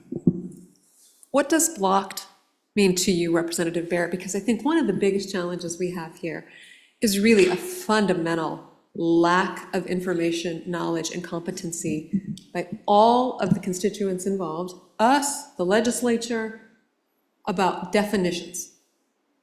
So blocked means, in my view, rejected, not received, never had it. Receiving it into my junk/spam folder, filtered by Microsoft, is a different determination, and I can access that and do all day, every day. And that's just the way it works in all the email accounts I have, and every American has as well. They have a junk email spam folder where the information is received. And I don't have a blocked folder, interestingly enough, because if I had a blocked folder, it wouldn't be called blocked, it'd be called received. So I think it's really important to correct the misinformation to the people of Wyoming, that we use correct terms and we have an understanding of that. So, Representative Bear, what is your definition of blocked that you are representing on behalf of the members of Honor Wyoming? Because that's very confusing for me. Representative Bear. Through the vice chair, I will answer your question, and I appreciate the question. Blocked is a verb, much like received is a verb. Neither are labels in our email system. So you're correct that there is no blocked folder. What is it that those people that you just described that have email systems out there believe? They believe when stuff goes to their junk folder that they sufficiently blocked it from ending up in their inbox. So there's my definition of blocked. It is the action of not getting it in the inbox.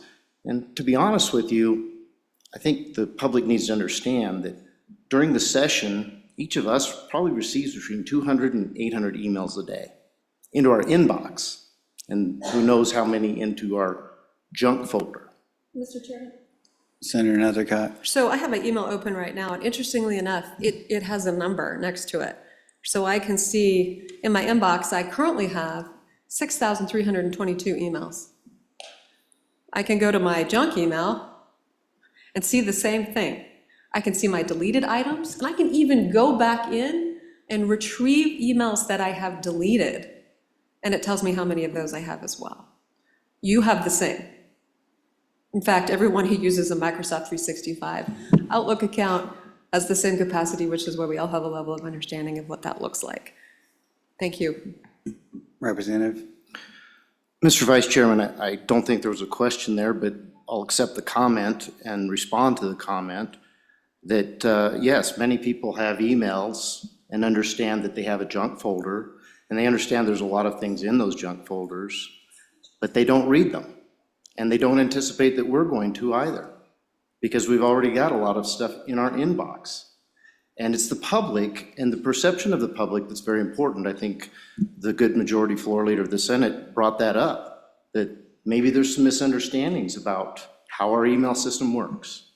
I'm here today to try to come up with a solution so that even though we have risks that we live with, the First Amendment opportunity of our constituents to contact us and discuss things with us via email is continued. There are people like the good Vice President of the Senate and myself who have fought, many have died, that we would have a First Amendment, a right for the people to bring their grievances to their government. And we are supposed to be the government closest to the people. And it just so happens that we live in an age where email is a great way to communicate with our constituents. And we also live in a time when China is trying to do nefarious things with our email. So how do we overcome that? This bill that I'm presenting to you today is one opportunity, one way to do that. But if we go back to the memo that LSO put together, you can see on page 2 at the top that there are 17 states that have come up with a different solution. Theirs is to have a form that you have to fill out. I know that to contact even our Congresswoman right now, this is how you have to do it. I personally don't like that. This paragraph mentions that there's limitations, that if we did that, people wouldn't be able to send attachments and other things to us. I'm not interested in that. I'm also not interested in having 2 emails, one for all the bulk email that we receive and one for certain individuals that I might have given that email address out to.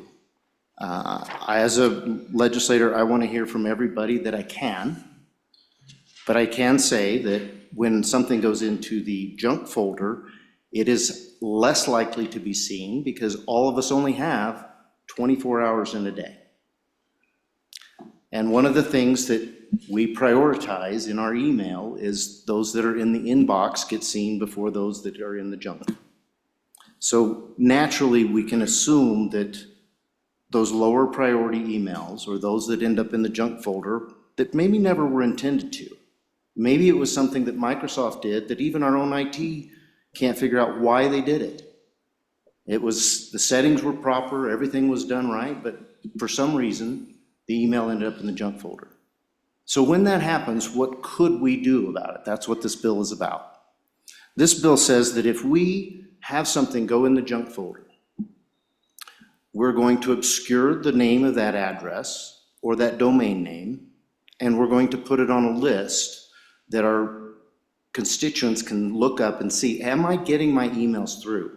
Oh, that looks like it could be mine. I'm going to call LSO and find out if mine are being blocked. We talked a lot about the time. You said blocked. Senator Nethercott. Yeah. So perhaps I'm struggling here too. So Representative has indicated that the bill says that there'll be a list for those email addresses going to our junk folders. But this says quarantined emails. And so again, I think this goes to just a profound lack of understanding of how technology and email works, because in my experience, there's 3 types of emails that we received and how they get automatically filtered through Microsoft. One is emails we receive that come straight to our inbox, which we receive in bulk mail all the time. 2, emails that go to our junk email, which we can access at any time and all the time of which we receive. And then 3, emails that are quarantined. And quarantined emails are have been flagged by Microsoft as being a more serious threat than spam or bulk email. Spam or bulk email is just a matter of Microsoft providing a tool to help the user use their inboxes and their email more effectively, but a quarantined message, which is what this bill draft says, is what is to be released. So Representative Bear, are you referring to quarantined emails that typically contain malware? Or are you referring to a list of our emails that go to our spam junk email folders? Representative. Thank you, Mr. Vice Chairman. And Senator, thank you for the question. The bill does say quarantined, but I think it should say those that go to the junk folder as well. I think you bring up a great point. And maybe that's an amendment that should happen if we're going to advance this bill. Because this word quarantined was brought up initially in the conversations between those people who are being blocked and our LSO. And so that term probably is a little bit too restrictive. We need to be So, less Representative, we've established fact that no emails have been blocked. So you're being disingenuous when you use the term blocked. You talked about public perception. What are you doing, Representative, right now with regard to public perception? We've already established fact that 0 emails have been blocked. They've all gotten through. They've gone to one of the 3 places we've talked about all morning.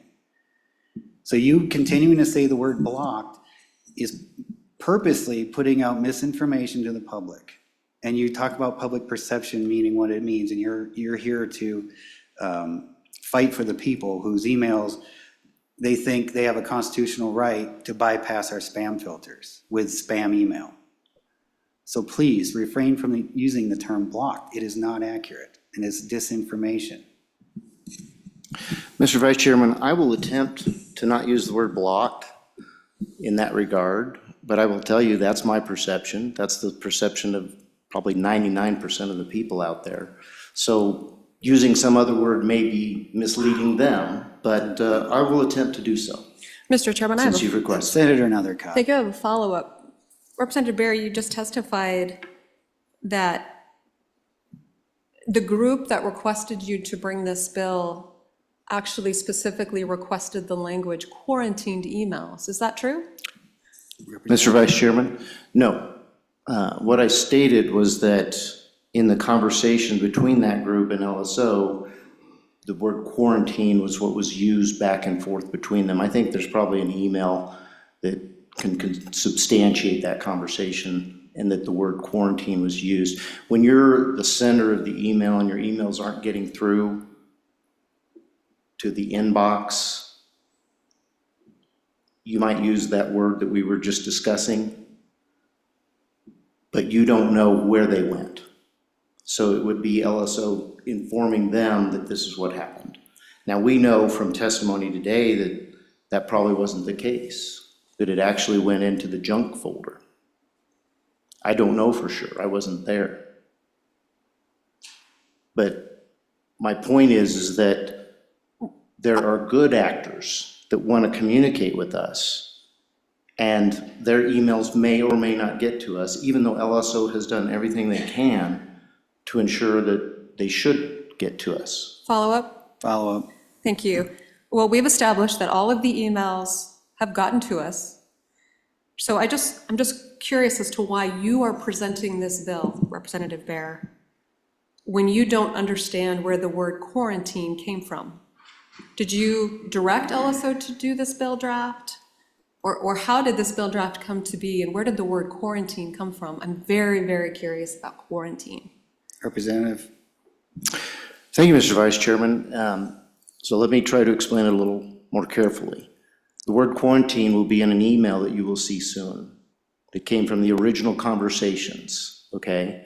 And that's where the bill draft initially came from as well.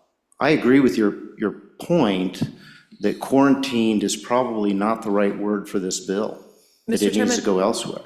I appreciate the mystery that I'm going to see an email at some point in time. Who sent the email with quarantine in it directed to LSO? What's the source of that, and what's the source of the word quarantine in this bill draft?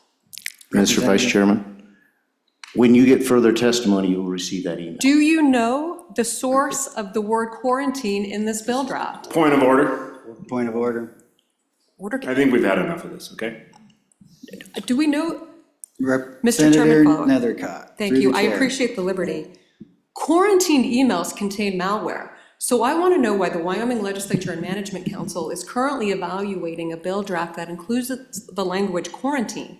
I have a representative here presenting the bill draft, and I'm asking what the source of the bill draft is and where very specific language came from. Does he or does he not know? Or why am I going to get a mysterious email later, and at what point should I be using that email to make decisions on? Or is that going to be a surprise for me as well? Representative. Mr. Vice Chairman, that email will be presented to you during public comment. That's what I mentioned just a moment ago. Okay. Looks like. This bill draft originally was bill draft number, I think, 338 during the session, House Bill 338. The original bill was a conversation between Honor Wyoming and LSO. That led to a bill draft idea that was presented to Representative Weber, who brought that bill forward. This is a follow-up of that bill. From all the knowledge that we've received since that session, I think that there's an opportunity for us to make this bill better.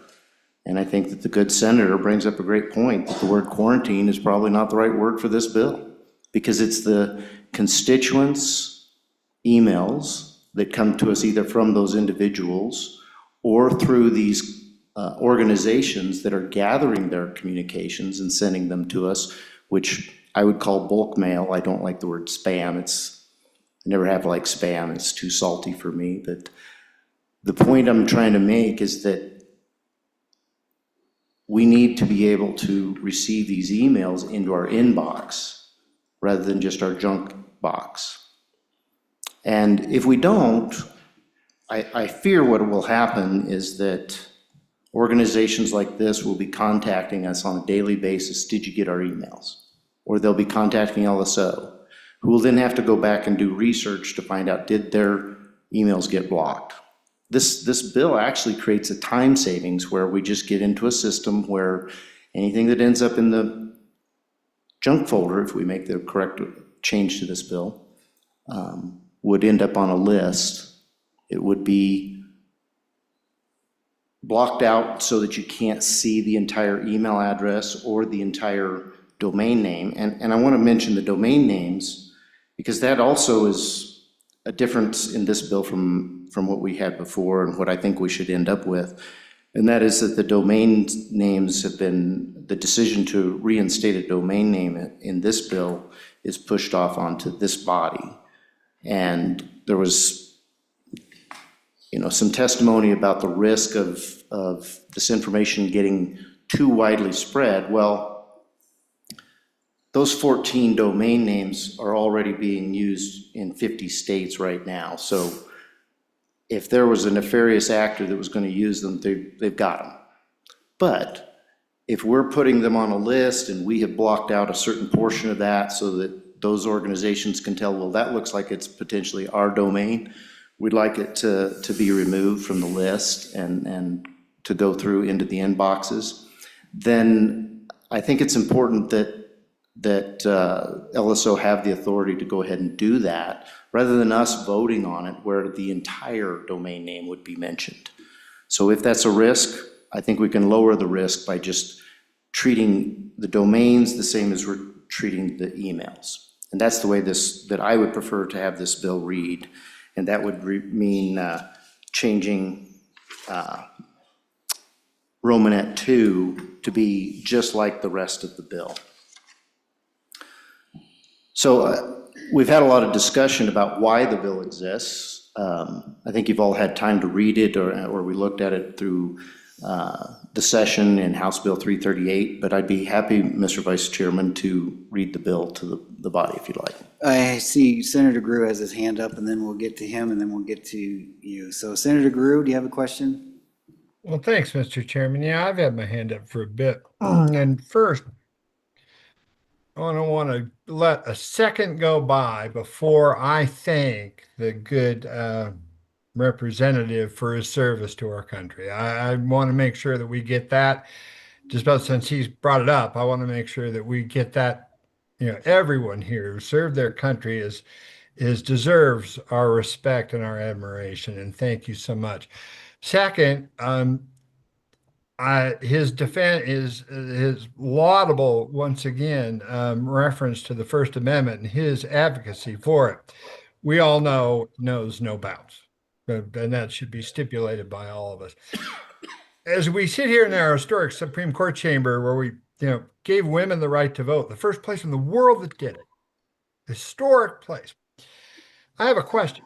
And the question is, do you feel, Representative, that it's our responsibility as legislators to help wherever we can in that fight for truth, in that fight for wisdom, that we help educate people on what the truth is, and that maybe sometimes that we try to knock down perceptions and get to that fundamental truth? Do you believe that? Representative? Mr. Vice Chairman, Senator, yes, I do believe that. And I would say that arguably that's been my mission since I've been elected first to this body, and it will continue to be my mission. And sometimes when people live their lives out in this technology world that we live in, they develop perceptions based on what they see every single day and how they live their lives and how they deal with the massive Mr. Chairman, amounts if I of. may. Real Thank quick, you. Senator. To answer my question, I just want to follow up. And so I just, because I'm reading this bill draft as well, and I've heard the questions from some of the members, and I am mystified. I am absolutely mystified why we're even having this discussion, because it seems to me that what we've got here is, as the good Senator Nethercott was talking about, a real failure to communicate what meanings of words are, what things are and what things aren't. And that a little education before we start putting things in the green books would go us a heck of a long way to getting there. And we had a subcommittee. I was a member of that subcommittee, and we got testimony about it. So I'm at a loss here to figure out exactly why we're even having this discussion. And yes, I agree. Time wasting, boy. Because I think this is a simple problem with a simple solution, educating members on procedures to get things out of their junk mail and into their regular mail if they so choose, or the other way around. And also trying to get at the bottom of what quarantine, which is a significant risk, to do. And this bill addresses none of that and actually, I think, enhances the threat. So if we could explain that to me, I'd be really helped out. All right, that sounds like a good segue into walking us through the bill, Representative. Thank you, Mr. Vice Chairman. I'd like to finish what I was saying when I was interrupted just a moment ago, if I may. Yes, sir. When it comes to educating the public, Senator, that is a laudable thing, as you said, and it's something that we need to do every day. And when the public uses the same types of systems that we do, they have a certain knowledge, and it may not be as much as we have, those of us that have been through a subcommittee that's had a lot of testimony on this issue. But the reality on the ground is that something that ends up in a box other than your inbox has a lower priority, especially when we have only 24 hours a day. And so should our constituents' emails, where they're trying to get through to us, should they be put to a lower priority by the system? Not an individual legislator's decision, but by the system. And we've heard testimony that our own IT department cannot, without a doubt, confirm that the settings are such that a particular email will not go through to your inbox. So how do we educate our constituents that, gosh, your emails might not get through, they might get through, I don't know if they're gonna get through? Or do we simply make it a system so that, hey, you know what, if your emails aren't getting through, go look at the list, check to make sure, then we know it's something we need to do with the setting.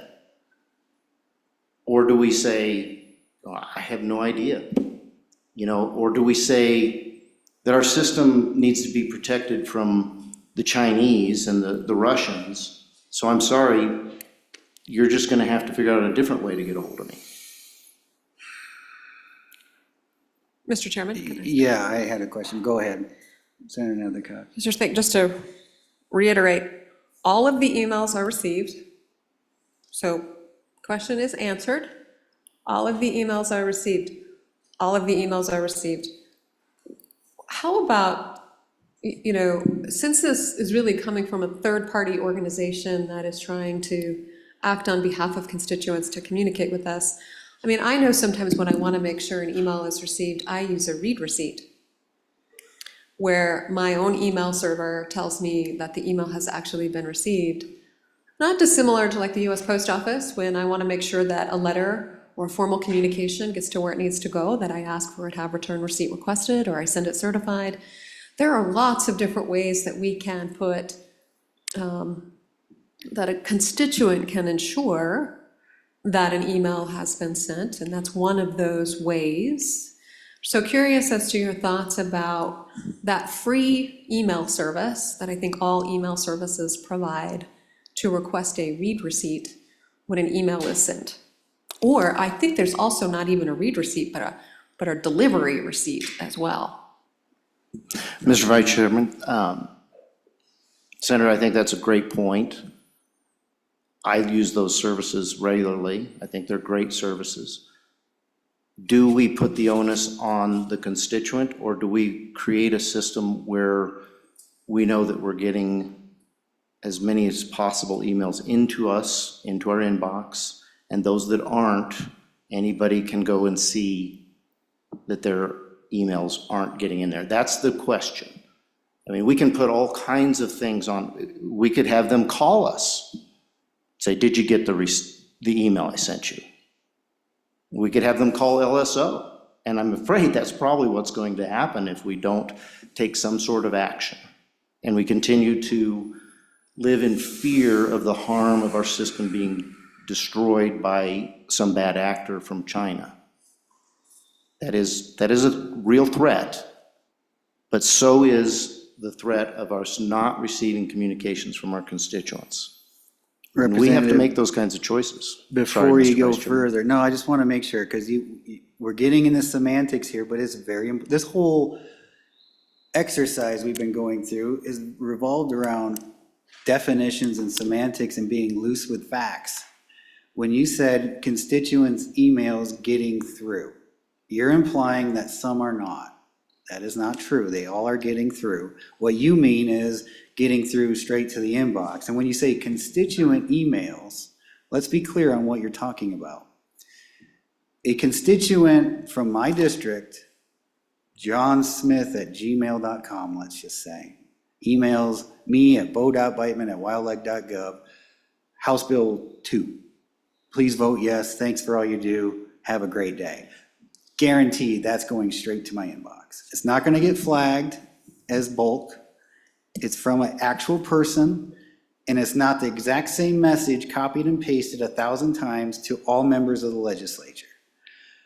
When you say constituent emails, are you also implying that when I go to my favorite advocacy group's website and they say, put your email address here to get updates from blah, blah, blah.com, and stay tuned, and they take my email address and then they sell that to or use a bulk email service provider, and then when they want to blast the legislature for action items to kill this bill, vote for that bill, this guy sucks, this guy's great, and they blast out thousands of emails, are you considering that a constituent email from a constituent?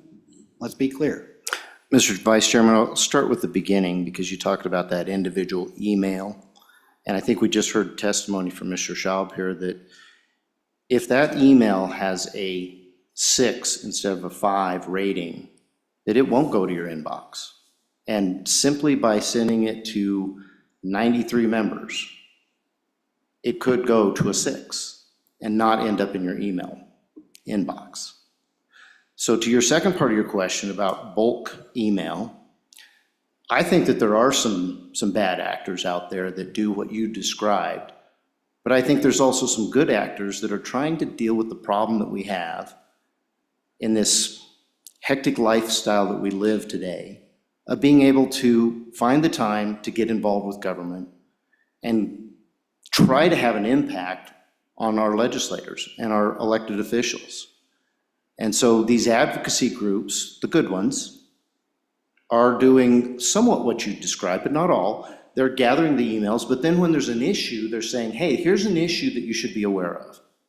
House Bill 2, like you said. We think this. We can give you an opportunity to send an email to your legislator that talks about this. And then they do. They say, give us your information. They put it at the bottom of that email. They may change the verbiage to put something personal to you from them, or they may leave it just the way it is. That will end up being what's called bulk email, because there will be other constituents in your district that work with that same advocacy group and get the same message and put their name at the bottom of it and send it to you. So those are the ones that I'd like to see. Those are the ones that this bill is really trying to help. But it also helps those individuals that we talked about at the beginning of this, that they just happen to hit, I want it to go to all of them. I like my senator, I like my representative, but gosh, I'm gonna help him by sending what I think to all of their colleagues. And they hit 93, and they send it to it, they get a 6 rating, and boom, they're in everybody's junk mail, not their inbox. So I hope I answered your question, Mr. Vice Well, Chair. kind of. So you're trying to consider a bulk email service as a, quote, constituent email. Is that correct? Mr. Vice Chairman, that's correct, based on that description I just gave you. Now, you gave a description of a pretty nefarious deal, and I've seen that from outfits like Convention of States. I've gotten an email from Convention of States from a constituent of mine that had passed away. So clearly they were doing exactly what you described. And I think that's nefarious. That's disingenuous, because it's not coming from the constituent. But when Honor Wyoming does it, when Gun Owners of America does it, they're using this system that we're talking about. Heck, I don't appreciate getting a lot of the ones I get from the WEA, but they probably do it this way, and we probably should see them, and we should know which ones are our constituents. Well, I would say, Mr. Representative, I'm looking at one of those famous bulk emails that says, Dear Senator Bo Beitman, in parentheses, delete this text and insert your message here. Sincerely, Becky, I'm not going to say her whole name, Cheyenne, Wyoming, with her email address. But you look at the from, and sure enough, it's not really from Becky, it's from everyactioncustom.com. And there's thousands of them, tens of thousands of them. So I would not consider that a constituent email on the same level as somebody, if Becky were actually really a real person from her actual email address that took the time to write me an actual email, not delete this text and insert your message here, a thoughtful email that was worthy of response, that is worthy of going to my inbox, but you want this email that I just read to you in my inbox to bypass the spam filter, which this clearly is. And you think the people have a right to spam us? Is that correct? Mr. Vice Chairman, I do. Okay. Let me explain specifically. So on that email, could you read the subject line, please? Please properly fund Wyoming public schools. And could you again read the name of the signer of the email? Her name is Becky, but I'm not going to say her full name. That's fine. So Mr. Vice Chairman, I do believe that Becky's message of please fund the schools properly should get to you in your inbox. Okay, that's where we're going to have a policy discussion today on, because a lot of us don't agree with that premise. Okay. All right, moving on. Mr. Vice Chairman, the bill starts out just describing that it's relating to the legislature requiring the Legislative Service Office to publish a list of quarantine email addresses. I think that this word quarantine right here on line 2 should probably be changed to be those that are diverted away from the inbox. Providing for the release of those emails as specified. We are going to change Wyoming Statute 28.8.105. We create that by putting in this subsection. You can see the added language on page 2. I'll point out some important things. At the very top on line 2, it says 1 time per day on each legislative working day, the legislative session, 1 time each week during the interim, during legislative sessions. The Legislative Service Office shall publish or update a list of email addresses. Here it says quarantine, but I think you should probably say those diverted away from the inbox of the legislator's email. Thank you, Mr. Chairman. I just have a question of diverted away from the inbox. So I have rules set up in my own email. Like one example of that is if the email includes the word guns, it goes into a folder called guns. And that way I can go back and look at all of those emails that concern any 2A issues. And that's a rule that I've set up and had for years and years and years. That would be diverted away from my inbox. So are you asking for my rules, my internal email rules that I personally set up on my email account to be established because it would be technically diverted away from my inbox? Mr. Vice Chairman? No, that is not correct. What this does is this deals with the system prior to it getting to your inbox. It's once it's in your inbox that those rules get applied and it gets sent to those other boxes or folders that you may have set up. So this is about the overall system for all 93 legislators rather than your individual settings. And Mr. Follow-up? Chairman, thank you. Have you checked with LSO and IT if that's actually a functional logistical way to how to do that? Or are you just hoping it is?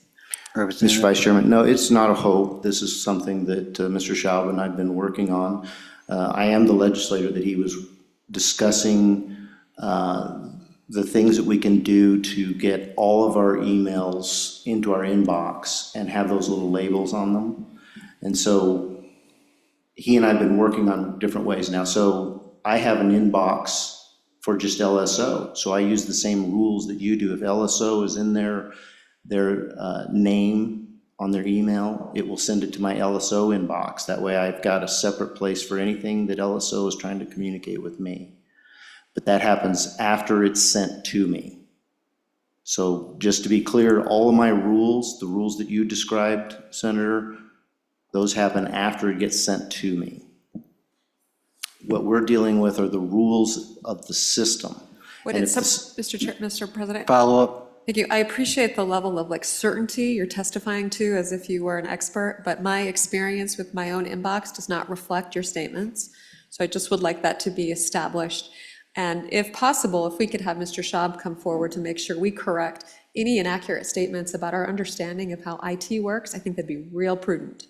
Mr. Schaub?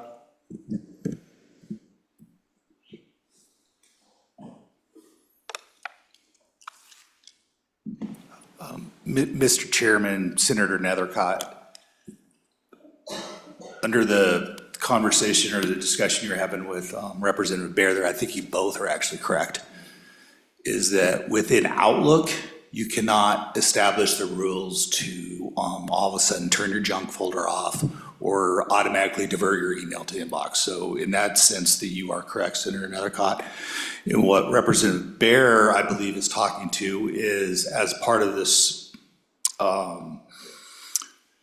research or whatever with the subcommittee, him and I talked and I came up with a way outside of Outlook to, when an email is received into the junk folder, that it would automatically move to the inbox with a label that says potential spam. So it doesn't really change anything. It just changes the delivery of the folder that the email is going to. The delivery still happens. Instead of delivering, basically what it does is any email that comes in that would go to your junk folder, it would create a little label on it, on your header. When you're looking at your email, it'll say potential spam, and it'll move it automatically to your inbox. So you would only be looking at one folder, your inbox, and all your emails would be in that one place.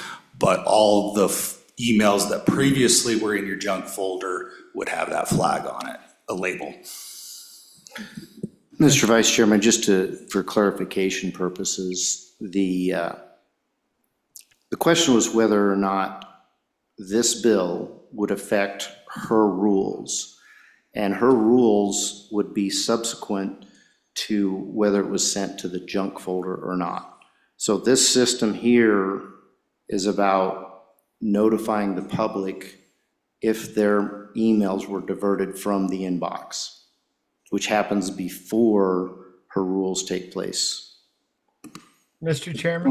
Well, hold on, let me before we get farther, you said diverted from the inbox. I mean, you're asserting that it's already in the inbox and then it's being diverted from it. Do you mean to? Mr. Vice Chairman, I'm trying to avoid using the word blocked, as you asked me to. So I've changed to using the words diverted from your inbox. Or classified, would that be a better word? Because there's 3 classifications, inbox, junk, or quarantine. I can certainly try to use that word if you'd prefer. Okay. Who's got their hand up? Representative, or Senator Grew. Thanks, Mr. Chairman. Mr. Schaub, actually, since I raised my hand, I had questions for the good chairman, but since you're sitting there, I'll ask you. Sounds like to me what you just described about messages coming in, then they're going to the inbox with a special flag saying this might be spam. Is that possible? Mr. Chairman, Senator Grew, yes, it is possible. I did a proof of concept and I use it on my email. I've used it actually since I created the process, and I could even demonstrate it for the group if you'd like. Well, just if I can follow up, yeah, please, Yeah. Mr. Chairman, thanks. So this startling revelation that's just been put in front of us, that we could actually have what the good representative is talking about, have everything come to our inbox without a law, without a change in the green books, that we could just actually do that as a protocol. I just heard you say yes, but to follow up on that, if an email, if that came to my box that way, and then I hit report as junk, after that, would it go to the junk folder, or would they still come to me with that flag? Mr. Schaub? Mr. Chairman, Senator Grew, if I understand correctly, are you asking the question that if an email was by the Microsoft spam filter flagged it as junk, so their system delivers it to the junk folder rather than delivers it to the inbox, at that time, would it get moved? Well, no, I understood you say that you could set up a system where stuff that would normally go to the junk folder could come to the inbox flagged. But if once I got it, I said report as junk, after that, subsequent emails, would they go to the junk folder, or would they still come to my inbox with that flag? Mr. Chairman, Senator Grew, I understand the question now, that if you set this process up that I'm talking about, your junk folder would basically be eliminated, if you will. You just wouldn't be using your junk folder anymore. You'd be using a flagging system in your inbox. Great news. Thank you so much. Any more questions before we continue? Continue on, Representative Bear. Thank you, Mr. Vice Chairman. I would add that I've been using that system since Mr. Schaub came up with it, and it's useful. It is a partial way of solving this problem. I still think that the system determining an email shouldn't, or classifying an email to go somewhere other than your inbox, should probably be put on a list where the public can access that. And that's what this that's what this particular bill does. And so you'll see that on the next page after the bill, we also have a rule, management council policy that mirrors the bill. And so this would make it go into effect immediately as part of management policy. The bill itself would just make sure, as the good senator says, it ends up in the green books so that it is a set way of doing business in the Wyoming legislature. And with that, I'll stand for further questions. Great. Thank you. Any further questions for Representative Bear? He's been in the hot seat for quite a while. Yes, Mr. Speaker. Thank you, Mr. President. Representative Bear, thank you. I appreciate your efforts in this. This is no small endeavor, and you have worked, and Mr. Schaub, is it Schaub? Schaub, okay. I've always called you Schwab, so I'm sorry. I apologize for all those misrepresentations. But Mr. Schaub, I really appreciate your efforts in working, and I know you guys did. You worked all the way through this summer, and you have exerted a tremendous amount of influence and effort in this endeavor, and I do appreciate what you're bringing here. And I do think that there are responsibilities on the part of legislators to respect the wishes of the people. And if this is something that the people want to use and protect, then that opportunity will be there and provided for them. While I do not particularly care to add more stuff to our green books and make them thicker so that smaller people can see over the desk if they use them to sit on, I also know this, that if you only allow a regulation like that to sit, putting it in the green books does give it sustainability. So, and it has the ability to be able to be removed someday.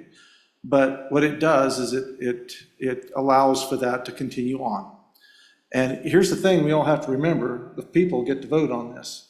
If this is something important to the people of the state of Wyoming, then they will decide through their representatives if they want that in those green books. If they don't, and this is not something that they would support, then their representatives will speedily get rid of that opportunity. But I do think that with this amount of effort and input, and to the point of respecting the people's desire to have good and open conversations with other people, and I will say this, Mr. President, I've gotten a ton of those right there, and I've gotten a lot of them that had exactly what you said in them, you know, but it has amazed me in this last effort through Wyoming Education Association recalibration that actually how many of them were actually given time by the people that they were sent to actually type a personal response to me. It's the most I've ever seen through this recalibration. I've kind of gotten used to just a stamped, put your name on this, we'll write it for you. I've read more personal thoughts and ideas and desires in those particular types of emails than I've ever before, which says to me that as people are moving forward with technology and they're becoming more comfortable with it, we're seeing more and more people utilize that. So to your point, I do believe that we have a changing landscape in how people communicate.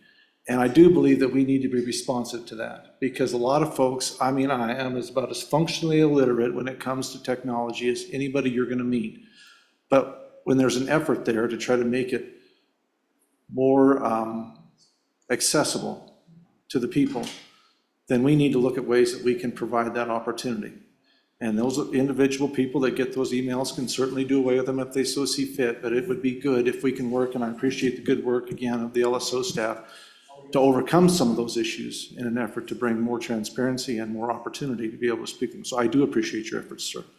And also in the LSO and all your efforts, because this has not been an easy thing to work through. So that's it. Okay. Mr. Vice Chairman, Mr. Chairman, thank you for those comments. And I think you do illustrate a very important point. And I think everybody on this committee is devoted to trying to get more participation from our citizens in this effort that we put our lives into. We don't do this for the pay, that's for sure. And so if more people are interested in what we're doing, it gives us the energy to keep going. I think your illustration, we all laugh at the example that the Vice Chairman gave. They're trying, I suppose you could say. But if it does lead to more and more people doing as you've described, actually typing in a message, then I think all of us would be pleased with that. And so we may be at the beginning stages of that. It may always be this way, that some people only give the minimum effort. But that minimum effort, where Becky said she wanted us to fund education properly, that's more communication than we get from that person any other time. And I think it's well worth it that we hear it. Thank you. Thank you. Okay, what we'll do is we'll take public comment and then we will break for lunch and work the bill after lunch, because otherwise we'll do what we did yesterday and we won't get to eat.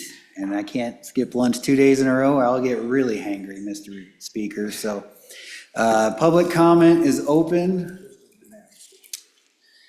Public comment. Mr. Hill, do you want to come on up?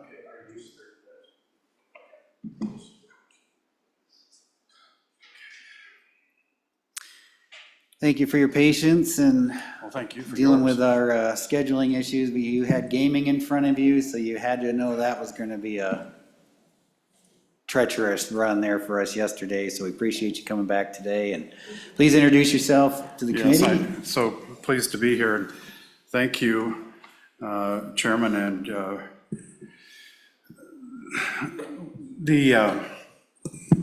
Drake Hill, a lawyer in Cheyenne, and I have as a privilege one of my clients as Honor Wyoming. And Honor Wyoming is a public advocacy group. Senator Biteman, Mr. Chair, I think maybe I owe it to you from the outset just to make it clear that when a number of emails, be it 5, 10, 20, 100, are sent through the Honor Wyoming vehicle, they're done through a nationally recognized service that operates in many states, successfully in many states. And it's not a matter of saying, oh, we're gonna tell the legislators something and we're not gonna ask you about it. In other words, the nefarious scenario that you described. That is not Honor Wyoming. I'd like it to be clear on the record today. That is not how we operate.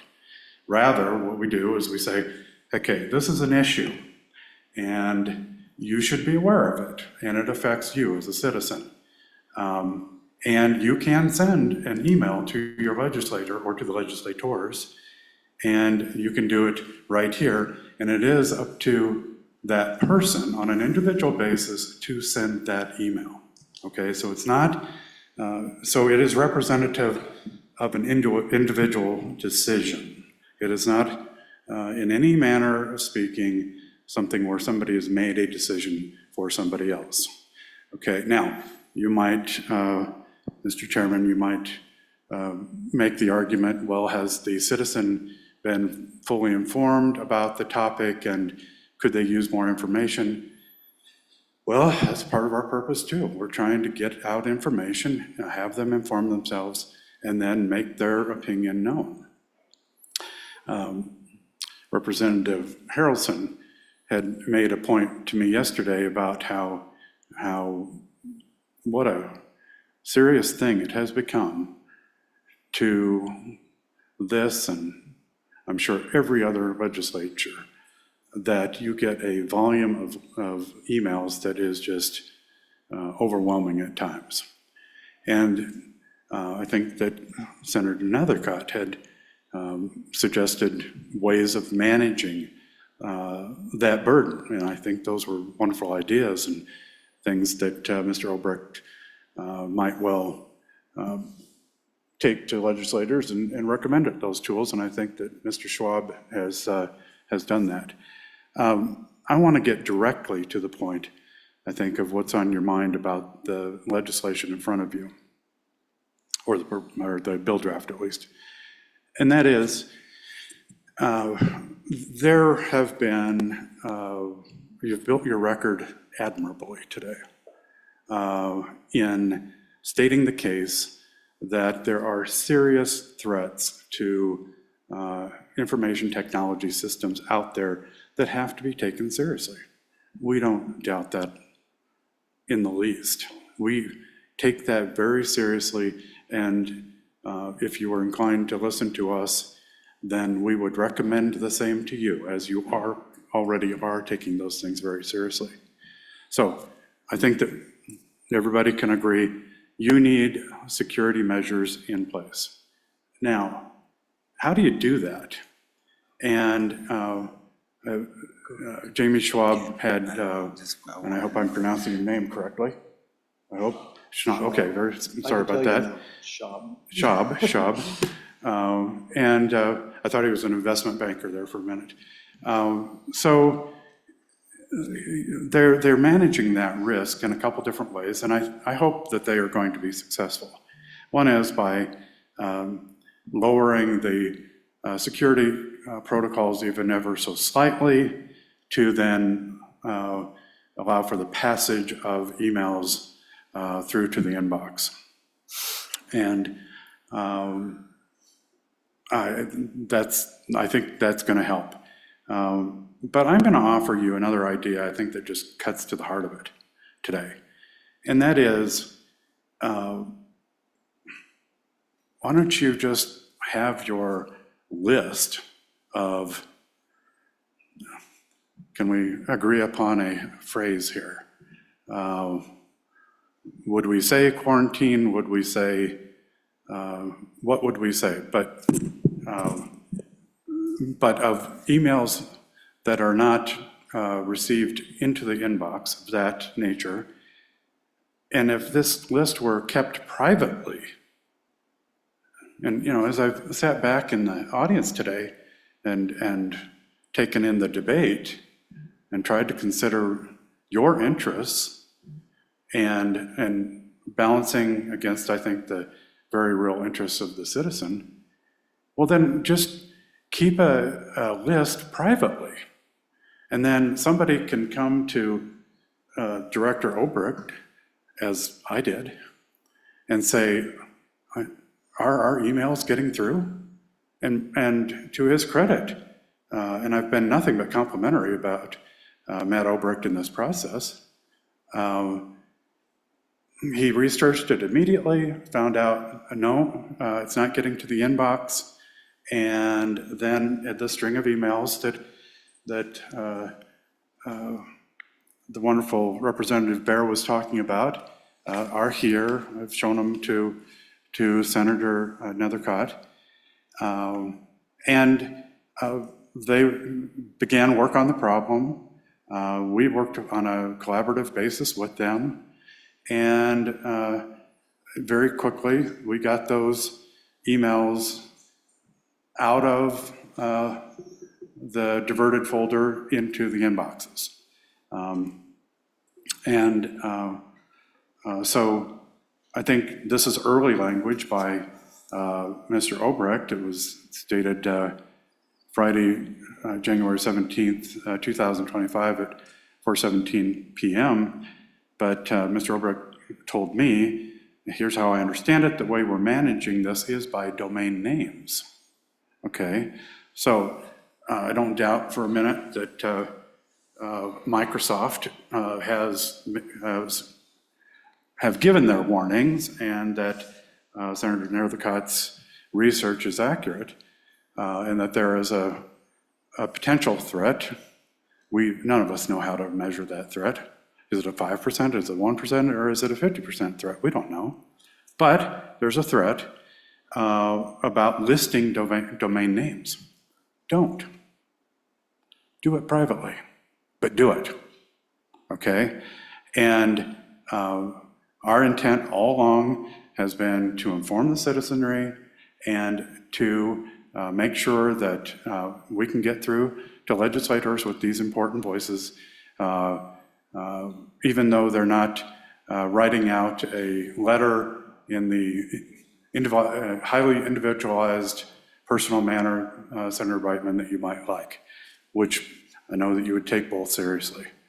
So, because this is intended in every sincerity, because I know how seriously you and this body take public comment. You even took public comment, incredibly, on your own schedule, which kind of astonished me, really. But I know you want these emails coming through. Now, we don't want the spam, we don't want all these other things, but we want the 2,000 people that have been made aware of this issue on, I don't know, property tax relief. We want you to know that there are 2,000 voices coming in that say, please pass this property tax relief bill.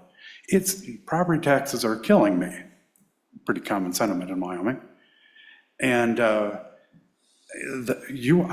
can't imagine you don't want to hear that. And so it's a mechanism.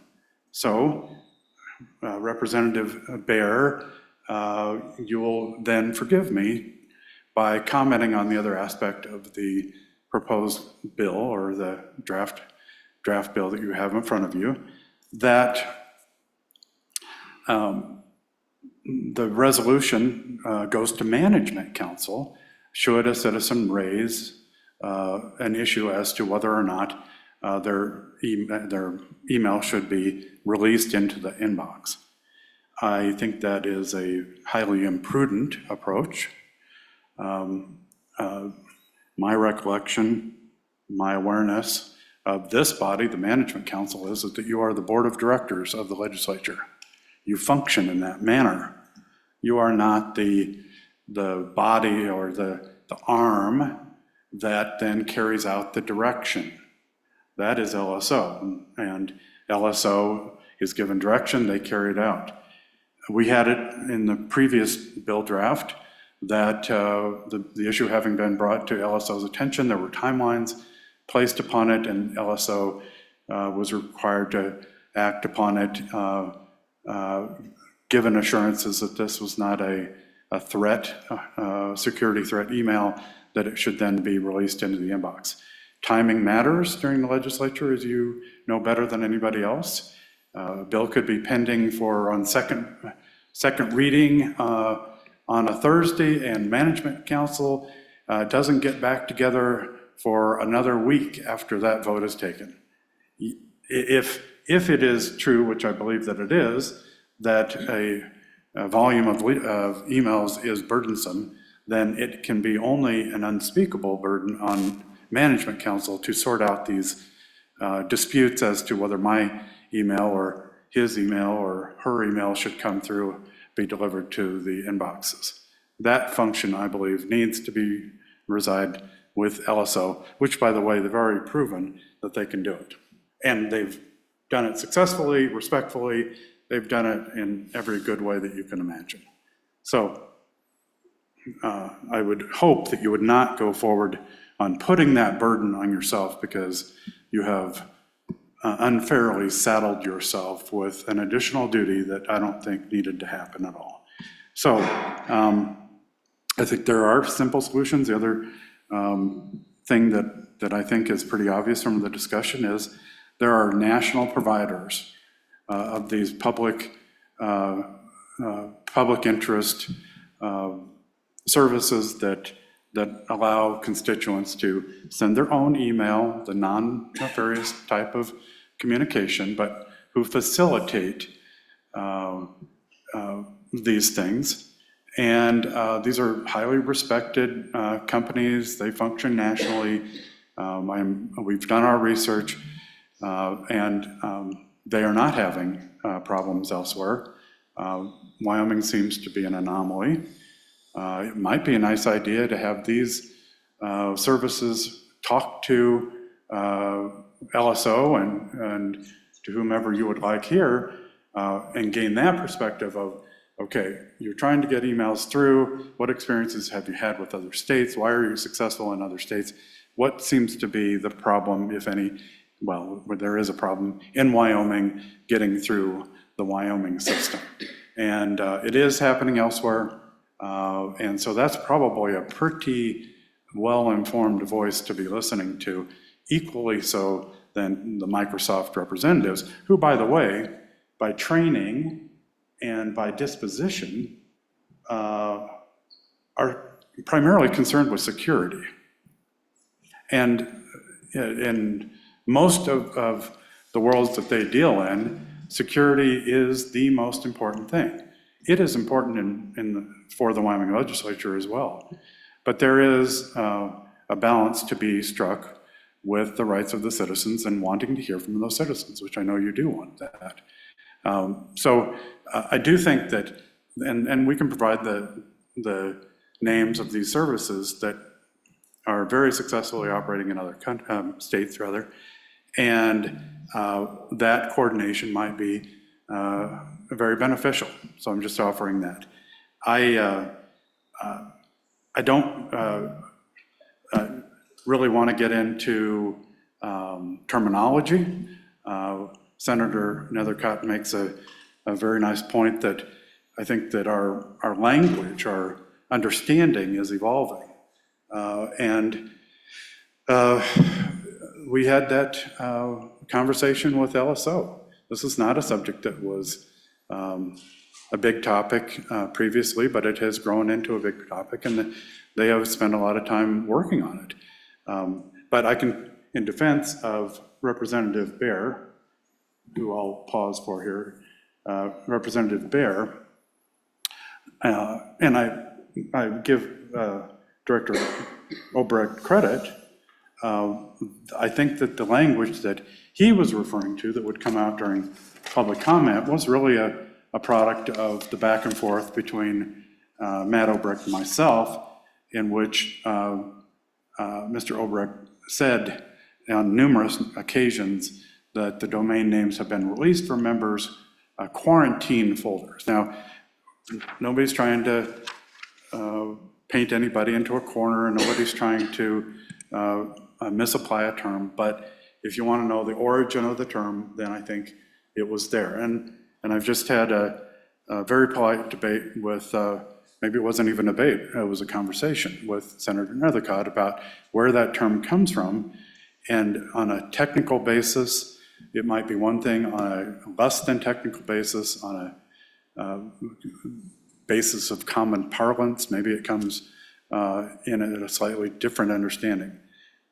My belief is it's a fairly neutral term, but to your satisfaction, because you are the people's voices and the people's representatives, you'll have to come up with your own term that you're comfortable with, all in service of the objective that we allow for the constituents to be heard in whatever manner, whether by a note that's brought in to the chamber during session, or whether it's a person that shows up, or whether it's a person that you see at the coffee shop, or if it's a person who has communicated through a service that has afforded them to make their individualized decision to send a message.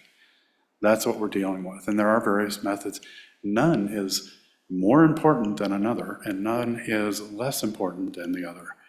So Representative Baer made the point. Is the person who is sent to spam less important than the person that goes straight through? I don't think any of us would reasonably argue that one is of greater importance than the other. They're both expressing an opinion. So the question really is, if we're wanting to get down to it, how do we get to that person who has been diverted and hear their voice? So I think I've offered a very practical solution today. We liked the idea originally. We collaborated with Director Obrecht originally on the bill draft that was offered in the House last time. You had a lot of stuff on your plate, didn't make it through. It's been a collaborative process. The subcommittee that you all put together performed admirably, did good work, and brought forth highly valuable information. And we will be the first to extol the virtues of this body in bringing a solution to this. We do want the practical solution arrived at, and we think that it's just easily within your grasp. Senator Grew's had his hand up so long it's turning blue up there. Senator Grew, question?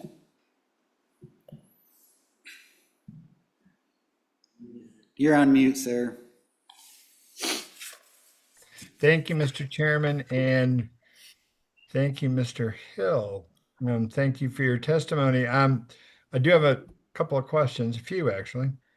You testified that you work for a public advocacy group called Honor Wyoming, and that your group is just engaging in the good, honest work of getting the word of the people out. And that's great, and I really appreciate that. Can you tell me a little bit about Honor Wyoming? Like who's the board of directors? Who's in charge of this outfit? Mr. Hill? You know, I know that that's been a question that that has been directed, and I know you've been interested in that question through the press yourself. Honestly, I'm not aware of who the board members are, but I do know that the scope of their mission is to bring awareness to issues, and so, you know, that's really what they do. And I know they do it in a straightforward manner, and I know that they're very effective at bringing out issues. And I know also, Senator, that many issues wouldn't have been brought out without the benefit of Honor Wyoming. So beyond that, I really couldn't say. That's great. Okay, thanks. So we don't know, we're not sure on who these folks are, but we know they do good work. Okay. So we don't know who they are, and That's not what I said, Senator. I mean, I I'm said. sorry. Through the they chair, obviously- both, hey, both of you through the chair. Well, we're going to stop this. Senator, Chairman, may I? Yes, All Mr. right. Hill. I know they have a board of directors. I don't know the current composition of the board of directors, but as to whether we don't know who they are, that would be inaccurate. You can ask the organization directly yourself, but I'm not aware at this moment who the board of directors are. Mr. Chairman, if I may follow up. Follow up. Thank you, Mr. Chairman. Mr. Hill, you don't know who they are, yet you're representing them. And so you're representing them today in this testimony. Is that not true? Mr. Hill? Absolutely.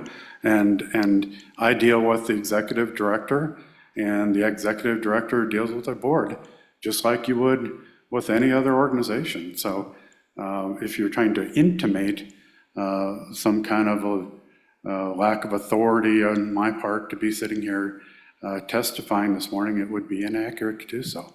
But they have an executive director, and certainly that's who I speak to, and I have received my communications with my client, and beyond that, I've made clear how the organization is constituted. Does that satisfy you, Senator? No, but I'll follow up if I can, Okay, Mr. one Chairman. more. Thanks. So you said that you testified that you've interacted with our staff from the beginning on this issue, and that you feel like that you've been very well responded to, and that and we've heard in testimony today that every email that comes in is getting through, and that we've even talked about ways that we can make sure that they actually get through to the inbox, which seems to be of utmost importance, and then I have no doubt about that.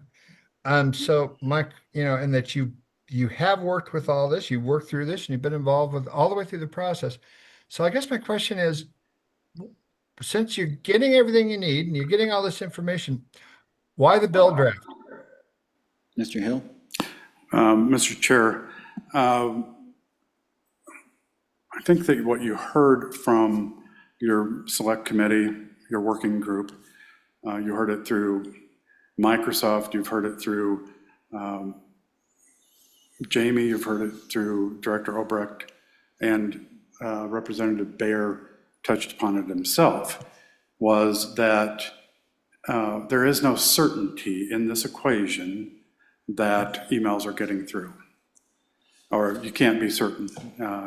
Even with loosened security protocols, there is no complete assurance that emails are going to get through. So, Mr. Hill, you mean through to our inbox? yes, and I appreciate the distinction, directly to your inbox.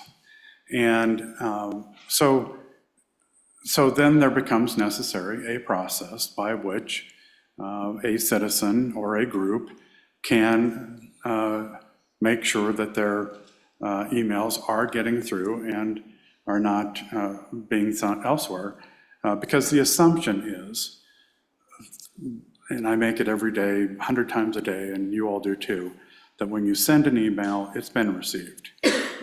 And that is just the natural assumption, but that may not be true, and there's no 100% assurance that it is true in this equation.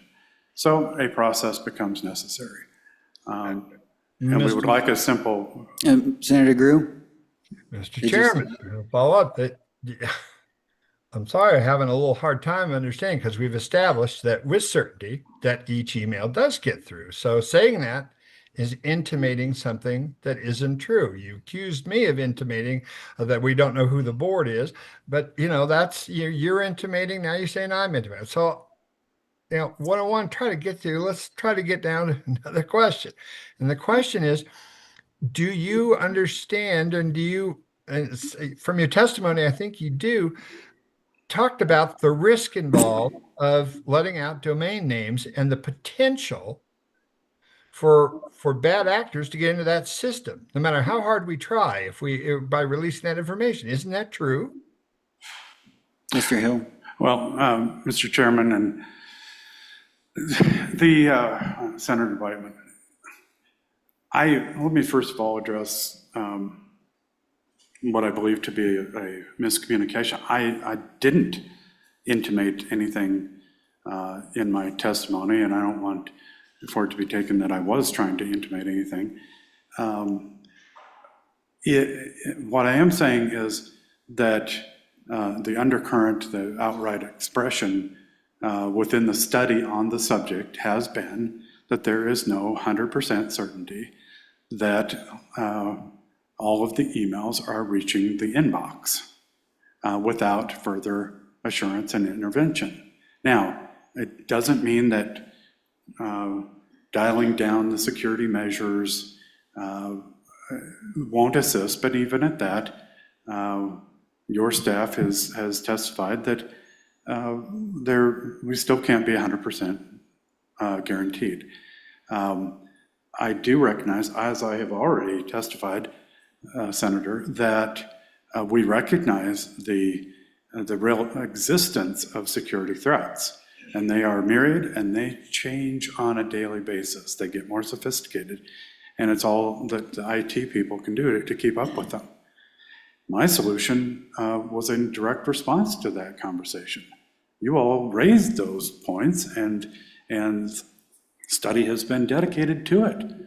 All right, but I made a suggestion that I think is a significant step forward, that if a person believes that their email has not gotten through or wants to know whether their email has gotten through, they can contact LSO, and LSO can privately tell them yes or no. And then Mr. Obrecht, in his wisdom and good judgment, can look at the person or speak to the person and say, okay, well, this is not a Chinese operative, and I think I can tell this person whether this domain name has gotten through. I'll check my list. But if you simply focus, as the draft bill does, on emails won't do it.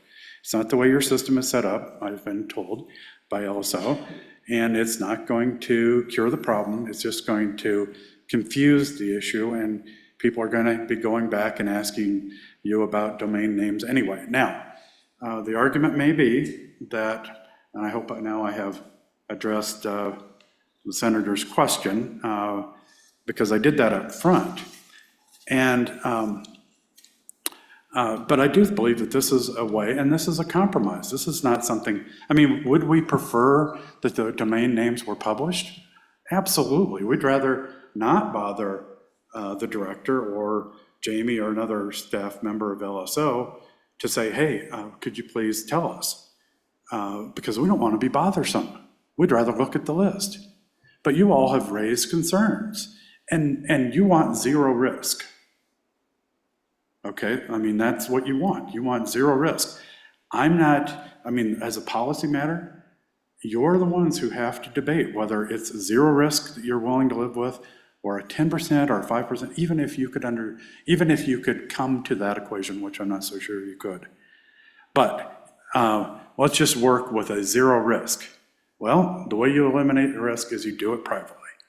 And it's going to force us to go ask the director, hey, are our domain names getting through? Now, another way that we can be helpful, which is to say to our national service provider, trusted in the industry, could you give us a list of domain names that you're using, and then we'll give those to you up front and make sure that maybe before the session gets started, you can double check your diverted domains against this trustworthy domain, or this list of trustworthy domains.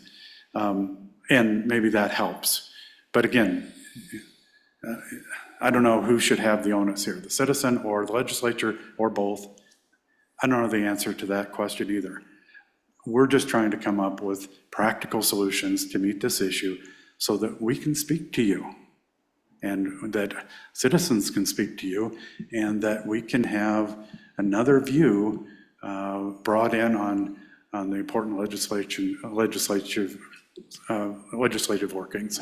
And so I think I've covered that concern. And it's going to be a collaborative process with LSO. I don't know what happens 10 years from now if Mr. Obrecht decides to retire and we have a different director, and then we have to forge that relationship with a different director. I don't know. We'll face it that when it comes. But the truth is that's a really trustworthy way of working, and it's one that places burden upon us, which I guess as an organization we're willing to assume. Mr. Chairman, one last follow-up, one last question, if you don't mind. All right, one last one, then we've got a myriad of other questions along the line here, so. Yep, thank you. Mr. Hill, you talked about that reputable company that does that mail for you. What is the name of that company? Mr. Hill? It is, and I'll be glad to provide you with several of the names of companies, but I do hope that what we can do is strike up a conversation with these folks, these national-based companies, that's the end that has not been explored yet, is the sender side of the equation and what they're experiencing and what their knowledge is. But there are many. Quorum is one of them, as I've mentioned. Fiscal Note is another. Nation Builder is another. Voter Voice is another, and these are all public affairs software companies that operate in other states, and we are told without issue. But so that's your list, Senator. And my hope, and I don't want to be so bold as to say a recommendation, but my hope is that maybe in this process we can reach out to them too. Thank you, Mr. Chairman. Thank you, Mr. Vice President. Go. Thank you, Mr. Co-Chair. Mr. Hill, thank you for your testimony. Appreciate it. So let me just clarify, maybe I heard it wrong. Is it your testimony that this issue should go to every legislator, not just a decision of this particular council, that because of the importance of this issue, this bill should go to the chambers of both and let the full legislature decide on such an important issue? Mr. Chairman, let me ask for clarification, Senator Salazar. I hear you potentially asking two different questions, so I need to understand better. You are asking whether the bill draft should be advanced to the House and the Senate for debate. Right. I have two questions. First, you're in support of this bill draft being drafted and then going to the two chambers to vote on the bill, correct? Mr. Chairman, I am in favor of legislation being advanced to both houses for debate. I would implore you to not utilize all the language of this current draft you have in front of you for the reasons I've articulated. A follow-up, Mr. Follow-up. So I guess my thought is this is an incredibly important issue. My preference is that every legislator have the ability to vote on this issue. Would you agree with that? Well, I think either way, well, Mr. Chairman, I'm trying to be efficient but maintain protocol. I think that either way you're going to get that. I mean, if you recommend it out of this committee, you're going to get debate on the House and Senate floors anyway. Excuse me. Whether you do it as a committee out of the Management Council or not, somebody surely is going to advance this legislation, and it's going to be taken up, which may frankly be difficult in a budget session, although you do have 3 more days, by the way. That was humor, poor attempt. In any event, it's going to get debated one way or another. I don't know your preference. I don't know that I have a preference, but it should be debated, and every legislator in the state of Wyoming and through our civics lessons, the governor should then be given a chance to put their stamp on this. But You answered, Mr. Chairman? Yes. there should be a solution. You have answered my question, which is that this is such an important issue. It should go and to be debated by the entire legislature. You answered my question. Well, I think you were making a statement through No. me, and I can No. I can agree with the obvious proposition you offer. Thank you, Mr. Hill. All right, we'll let the House jump in here. Representative Harrelson. Thank you very much, Mr. Chairman, and Mr. Hill, thank you for being here today and for bringing this. So I just want a clarification, looking at this draft, if we kind of boiled this draft down to a really simple concept of daily during sessions, weekly during interim, LSO staff is going to compile a list of all emails that didn't make it to an inbox, to then that list be held so that when a phone call is made in a timely manner, that individual can be told, yes or no, your email made it into the inbox of the person you were sending it to. That's pretty much the long and short of what you're wanting this bill draft to say, correct? Mr. Hill. Mr. Chairman, yes and no. The yes part is that LSO would have a list and that they would timely respond to the person. But the no part, or the additional, I should say, part to your question is that there would have to be timely action taken. And I know you mean that as well, but it does us very little good to say, oh, yes, you're on the list, and in July we'll get around to it. So I think that we're both saying the same thing. I didn't need to make that clarification. And let me say this much too. Thank you to Representative Bear for all of his hard work on this. And our organization means no insult to you, sir, of offering this solution, but it is a product of hearing the debate. I know that you'll take it as a matter of good faith on our part, and that we don't mean to offend you in the least by making an alternative suggestion. We're just trying to get to the ultimate resolution, and the private solution seemed to be a pretty obvious thing that jumped out at me this morning. Representative Heiner. Thank you, Mr. Vice Chair. Thank you, Mr. Hill, for being here. I appreciate that you brought this to our attention, because we all serve because we want to improve upon policies and procedures, and we can't do that unless we know that there's something that needs to be approved upon. And so this hopefully we'll come up with something that will improve upon this, because it's for the greater good of our good state. But my question to you, Mr. Hill, is you found some areas for improvement with the legislative branch, but is the executive branch and or the judicial branch having the same issue with receiving emails? For example, emails being sent to the governor, are they being filtered in a similar manner? Do you know if this is a systemic problem or just with the legislative branch? Mr. Chairman, I believe it's systemic, only because I don't think Microsoft makes a distinction. This is my guess, because I think that's a wonderful question to be directed to your Microsoft vendor. But I don't think they make a distinction between the legislature and the executive branch. So I suspect that maybe the same issues might apply there. Our focus has been on the legislature because it's time sensitive, typically. You've got to get those emails through quickly and try to inform the legislator about how the constituents or a group of constituents are feeling. The process with the executive branch is somewhat different. These are different entities with different purposes and different methods of operating. And so I think the executive branch, except in rulemaking, in which case there are methods under the Administrative Procedure Act for receiving comments to rules.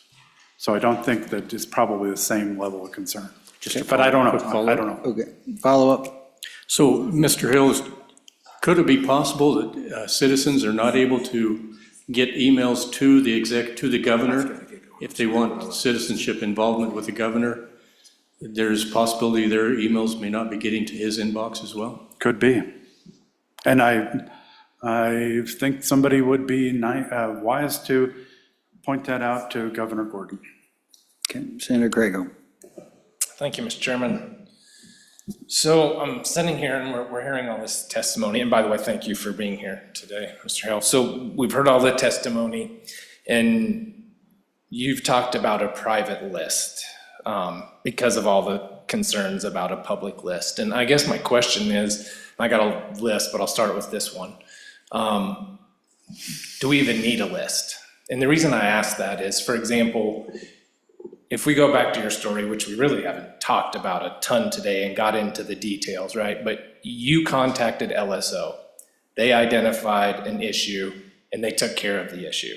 They figured out that you were having issues with your domain name from Honor, Wyoming.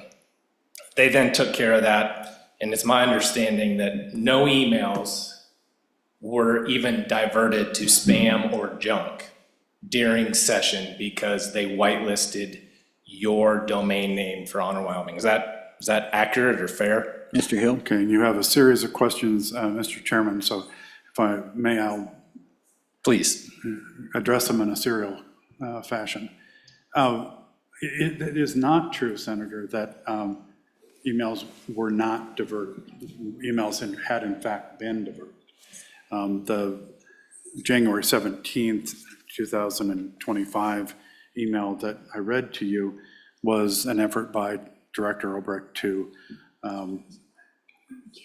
secure the release of emails that had been, give me a word, quarantined, diverted, but we're using diverted for the time being, and that then were delivered to the inbox.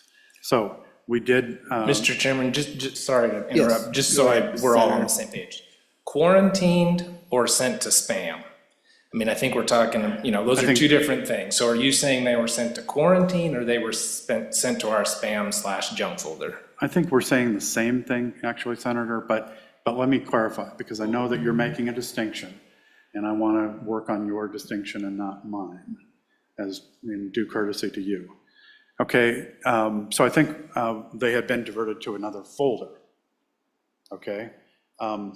Now, Senator Beitman might say, well, that's received, and then Representative Bear and Senator Beitman would then have a debate. I'm not going to get into that debate, but they had been sent to a different folder. Then what happened was the director worked with their staff to then release them from that folder, direct them to the inbox. Those are the facts. Now, as to your question. Just a little bit of follow-up. Because I think this is an important point, is once you contacted LSO and had the back and forth with the director, the problem got taken care of, correct? It did. It didn't get cured from a systemic standpoint. It didn't provide assurance that it would not happen again, nor that we would have to take proactive measures to discover whether it happened again. So none of those concerns could be addressed by the director in that fashion, thus the effort that you have seen unfold. Now, let me address your original question as I remember it, because now we're getting into the discussion. So my original question, Mr. Chairman, just follow up, was really, did LSO take care of the problem after you discovered what the issue was? Simple phone call, back and forth, figure out what the domain issue was. They took care of the problem, correct? Through the chair, Mr. Hill. Mr. Chairman, without the characterization, because I know you're a lawyer and we tend to do that, and with due respect, I agree with the underlying facts, which is that my contact actually came over and met with Director Obrecht in person. We had meetings on the subject. We were able to work it out and to then secure the passage of the emails into the inbox. So the basic facts are known to you. Okay, those are the facts. Whether we need a list, that was your original question, which you posed as a hypothetical,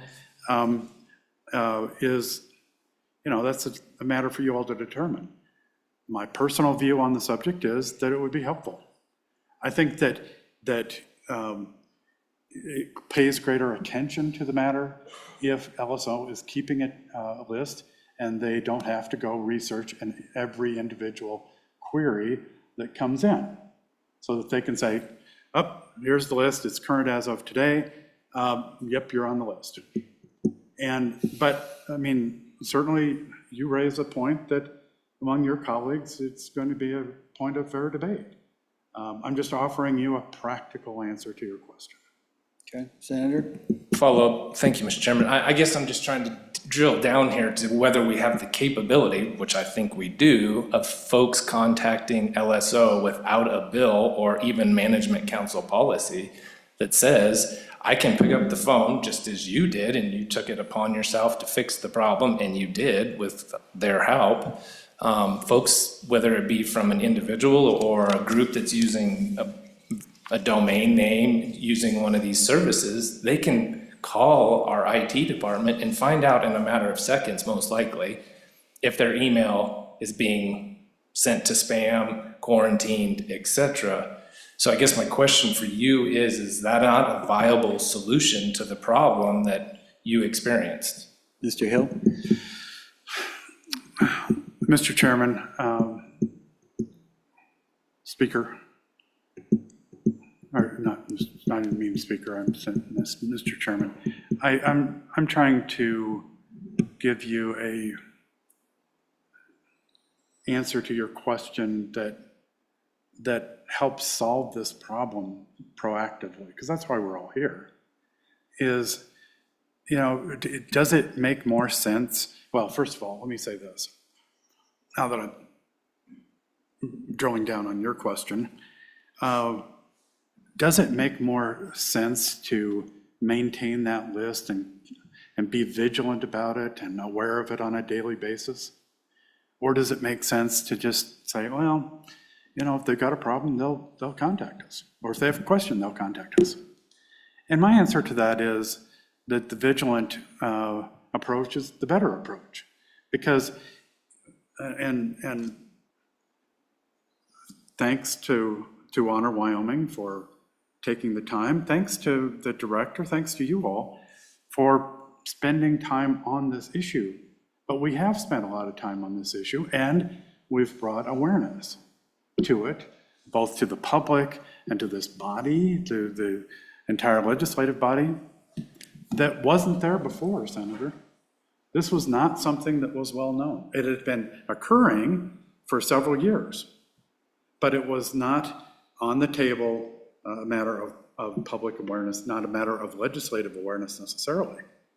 And so, you know, what didn't you get in those 4 or 5 years that preceded all this that might have changed your mind on something? Maybe nothing, but maybe something. So I think the vigilance paid to this is a good thing. I think it protects you. I think it protects the citizen, and that's the approach I would recommend to you. The list, I think the list is a good thing. And be it privately or not, I mean, privately, we've tried to address your security concerns. Yeah, so Mr. Chairman, I just want to point out that I know what emails I got because I actually check my junk mail like most of us do, because we understand stuff sometimes goes there. So those of us really want to hear from our constituents, we actually go there. And every once in a while, you will find an email from one of your folks back home, and you whitelist it yourself, and it never goes there again. You've protected that, right? We all know how this works. We've all done that. So I just want to point out that I know what I've received, and it's everything. Now, I take care of that myself. Maybe there's some legislators that are too busy, I guess. I don't know, to go check that folder, but it's not a hard thing to do. It takes literally 2 seconds. The only thing you maybe have to do is release something from quarantine, which most of us, if we get something in quarantine, we're going to ask LSO before we do squat with it, because we want to double check and make sure there's nothing wrong. And that doesn't happen very often. We do get a few into our junk mail, but most of us, I bet all of us up here in particular care about what's in there, and we check that. So I guess my question is back to, why do we need a list? And this is the point blank question. Why do we need a list if in a matter of seconds in a phone call to LSO, we can have an answer to the constituent or the group that's representing the constituents? Why need a list? Because I'm also concerned about how that list will be manipulated. And does that mean you can call in and find out from it, say, hey, I want to know if this domain's on the list, even though it's a domain you don't represent? Can you call and ask about that? Because then we start eroding, right? Because as you know, as a lawyer, we're exempt from the public records request. I'm curious how that will work if you can call on a list, same as a public list, and start asking about emails from a certain person that that you don't represent. How does that work? Whereas if you're just, and which you could do, I suppose, if you called about your own email, but at least you'd have to verify who you were versus if it's a domain representing tons of individuals. I'm just a little bit concerned about that. As a lawyer, what's your perspective on that? Mr. Chairman, Senator Craigo, I think perhaps if I heard you correctly, you might have been answering your own question to some degree because you are exempt from the Public Records Act. So therefore, you don't have to respond, nor does the LSO have to respond to an inquiry about whether a person is on the list or not. And so therefore, there would be no recourse without legislation to perform this very function. And so I do think that's the importance of the legislation because you have exempted yourself from the Public Records Act. Now, and that's where we stand. So how does a citizen have the ability to answer their question? How does the citizen secure their right if they've got no vehicle through the Public Records Act? I think that's. Let me interrupt briefly. That's clarification. Mr. Hill, if you could speak directly into your mic, it's getting to where everybody can't quite hear you out there in TV Okay, land, well, and I'm just trying to. That's awesome. Perfect. Trying to directly communicate with the good senator. Yep. So I No, think very that good. that is a very good answer to your question. And now probably I'm missing part of your question again. Senator Craigo. Thank you, Mr. Chairman, Speaker. So my question really boils down to, does creating a list, whether public or private, create issues? Whether it be for security or disclosure issues, by creating the list, are we creating an issue? As opposed to simply picking up the phone or an email, which I think we could probably create an email address within LSO where you could reach out to the staff and say, can someone tell me whether my emails, which I'm emailing from, by the way, is being blocked? That seems like a sensible solution where there's not a list involved and we're not involving other people, we're just involving ourselves. Would that not work to solve the same problem that we're talking about here today? Well, Mr. Hill. Mr. Co-Chair, now we pivot. So I think the practical answer to your question was that if you were to have seen that process that evolved with the director, you would see that the director didn't have the answer immediately at his disposal. He had to go research it. And I think that researching it, because the LSO staff have got many, many requirements placed on them during the session as well. Having to go research it one by one is going to have the potential for allowing the passage of time that then makes the email communication moot. And I know that's not a full, I mean, there's no 100% answer to your question. One approach as opposed to the other. But I do believe that a list helps. And I do also believe that a person communicating with the director puts the director in the position of being able to say, is this person legitimate or not? And you get to have an interface to make those security determinations. I think it would be pretty highly sophisticated. I can't imagine somebody calling and saying, okay, is this domain on your list? Is this domain on your list? As a means of getting around the system or something else. I don't see that risk, but I've offered what I could. And I guess the answer to your question ultimately is just not to worry about it, potentially. If you just say, well, we won't have a list, and when it comes up, we'll address it, but there won't be a list, and we'll go on as we did before. And hopefully with some greater education given to the users of the email system itself. And I don't think that does, I don't think that's where we want to be. I think we want to address the problem.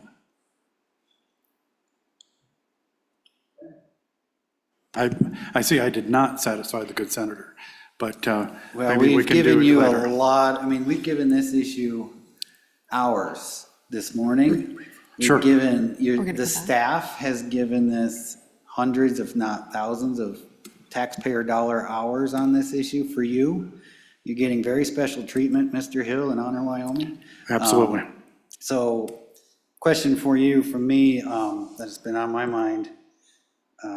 Your public communications via billboards and Facebook suggest that the legislators like myself and our staff, our nonpartisan staff, intentionally censored your emails. Do you stand by that accusation? They're not, it's not my accusation. I don't accept it. Your client.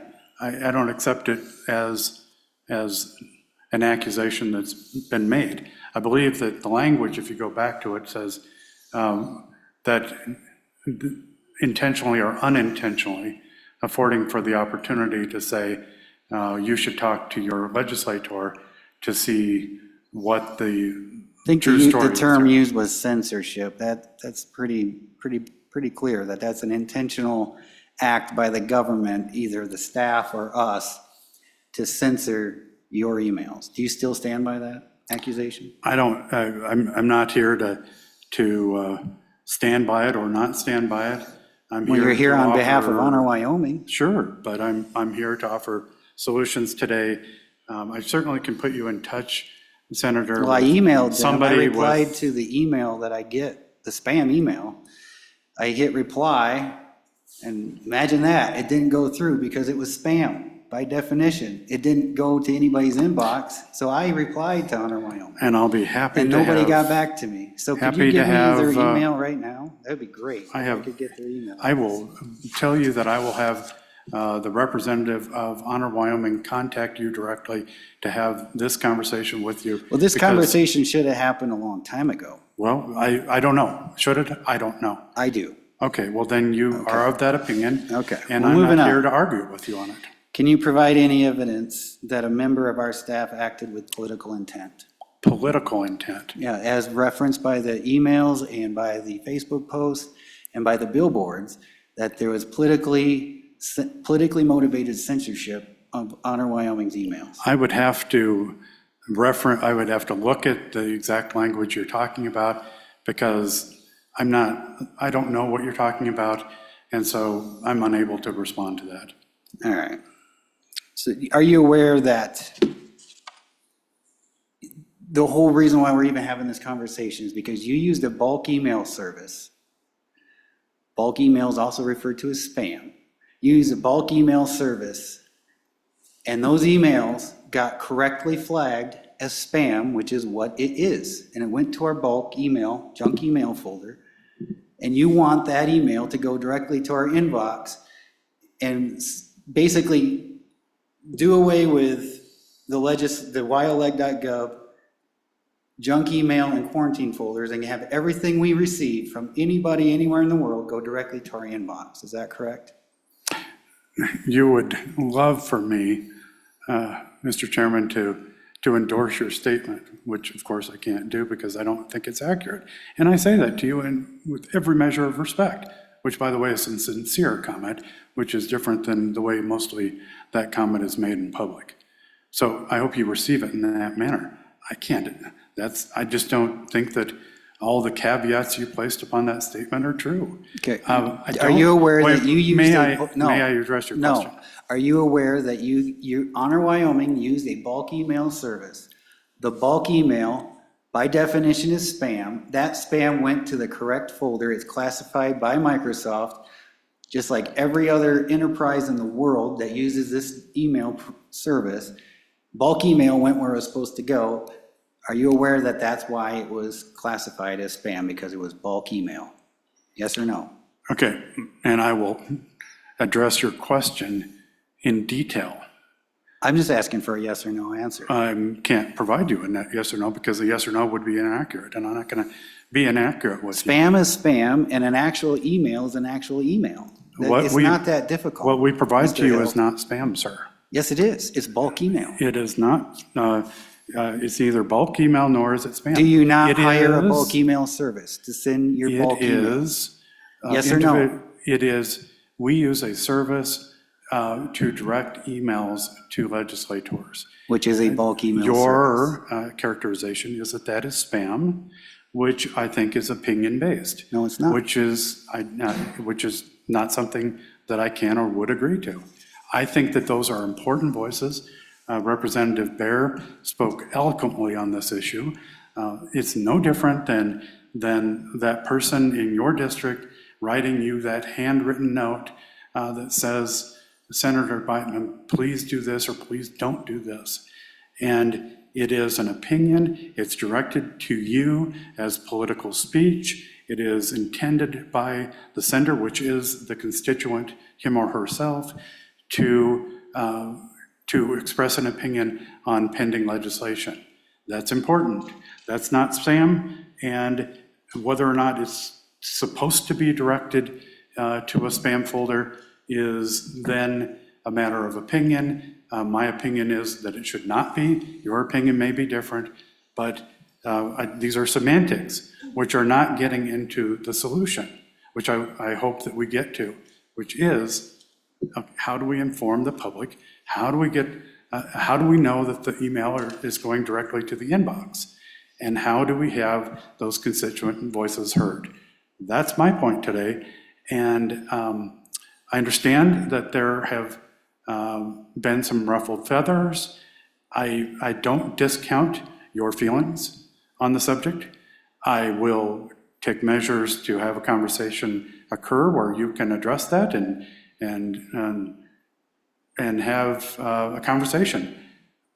But as to the problem before us today, I think I've offered some pretty practical solutions, and we would like to get to the point where we would have a methodology moving forward of knowing that emails are going directly to the inbox, and if not, then we have a mechanism to correct it.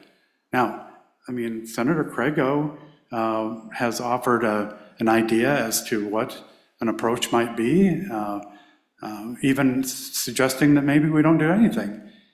I don't endorse that approach. He's offered that opinion.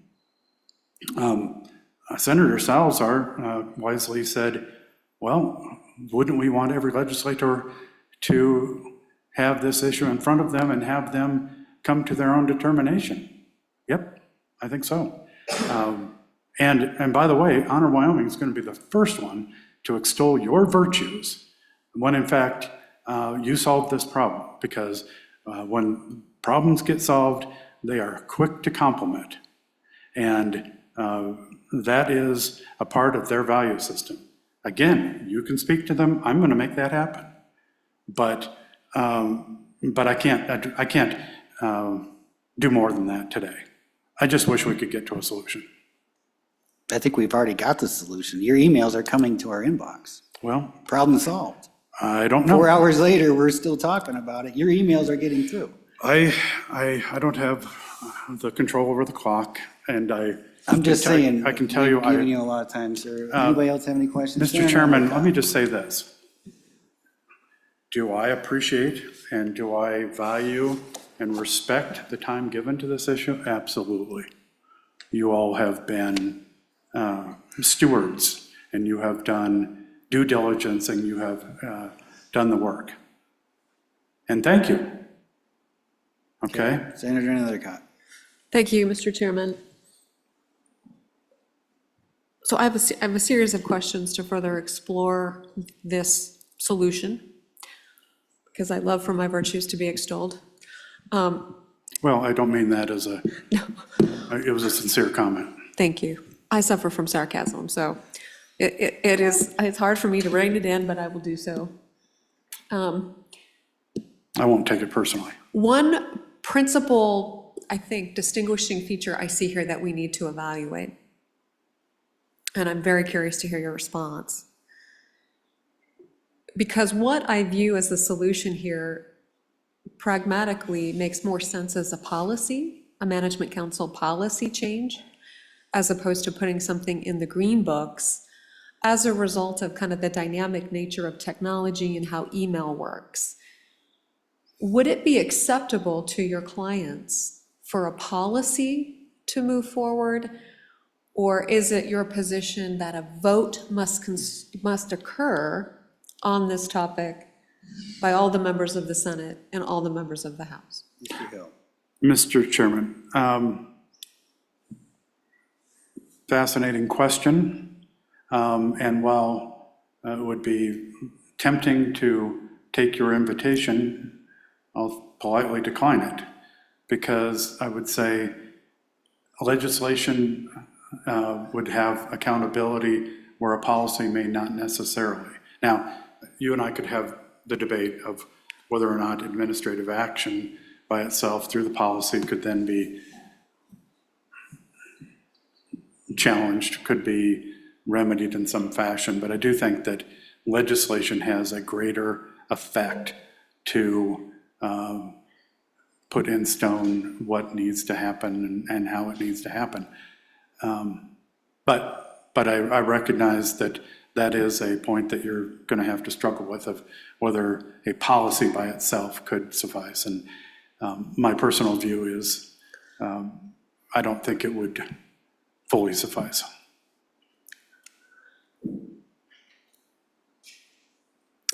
Yeah, just to follow up, Mr. Chairman, and just a little bit of liberty with that. And the reason why I believe a policy makes more sense, right, is because it deals with LSO management of emails, right, and how that gets managed on a day-to-day basis, primarily during session, which is such a kind of wild time. And so the ability to be flexible, which is much more easily done via policy as opposed to this is the law. And then, you know, what is I think the practice nowadays is to eliminate governmental immunity for any of those violations. And so would you want to have individual legislators be liable or LSO be liable for a violation of this law that we put in place? Or because we're going on the premise, which is true, that law has more teeth than policy, but just curious about what actual teeth you're seeking. Well, when I was in the Attorney General's office, we, of course, made reference frequently to the rules on rules, which you're intimately familiar with. And the rules on rules apply with equal force to the legislature. What you're talking about is informal policy rather than rulemaking that would then bind management council. Now, you and I are engaged in a hypothetical conversation that is not intended to disparage the legislature in any fashion. We're working with concepts.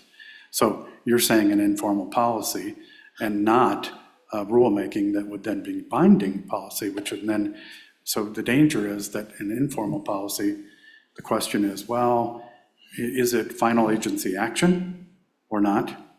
Without formal rulemaking, one could make the argument, although I'm not going to say either way today and commit myself, one could say that's not final agency action, would then be subject to judicial review. Well, okay, do we need to do everything by legislation that then directs the legislature even as to its administrative functions? I think this is of such a high magnitude that it is prudent in this situation that we would do it.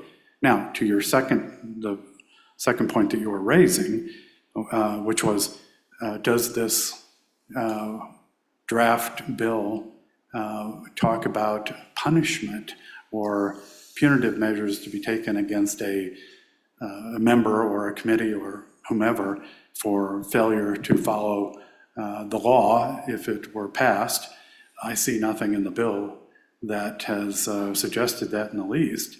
I think at worst, the legislature would be faced with the need to do the very action prescribed by the statute.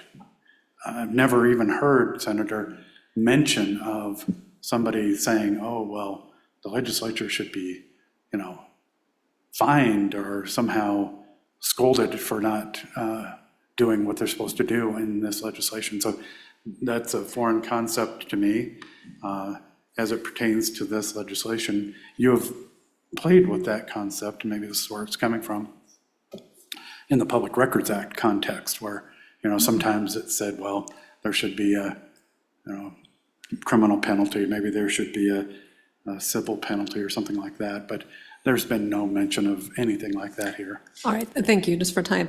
Just to let you know, as a former AG, this last session, there were 19 bills eliminating governmental immunity for different sections of law. So that's why it's just this increasing trend that I anticipate having to deal with in the event there's a bill draft, and just wanted your feedback on that. Mr. Chairman and Senator, I haven't been a proponent of one of them, so I don't know.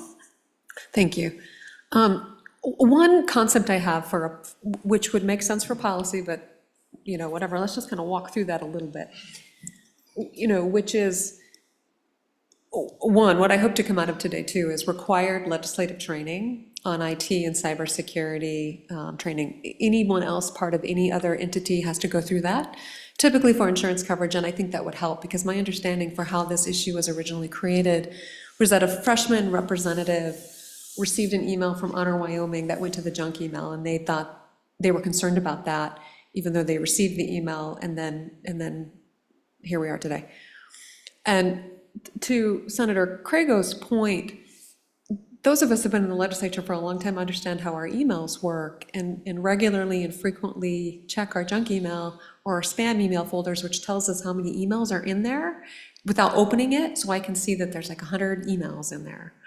And then I can go to that folder and open it and see all those emails and access them, and that changes all the time, right?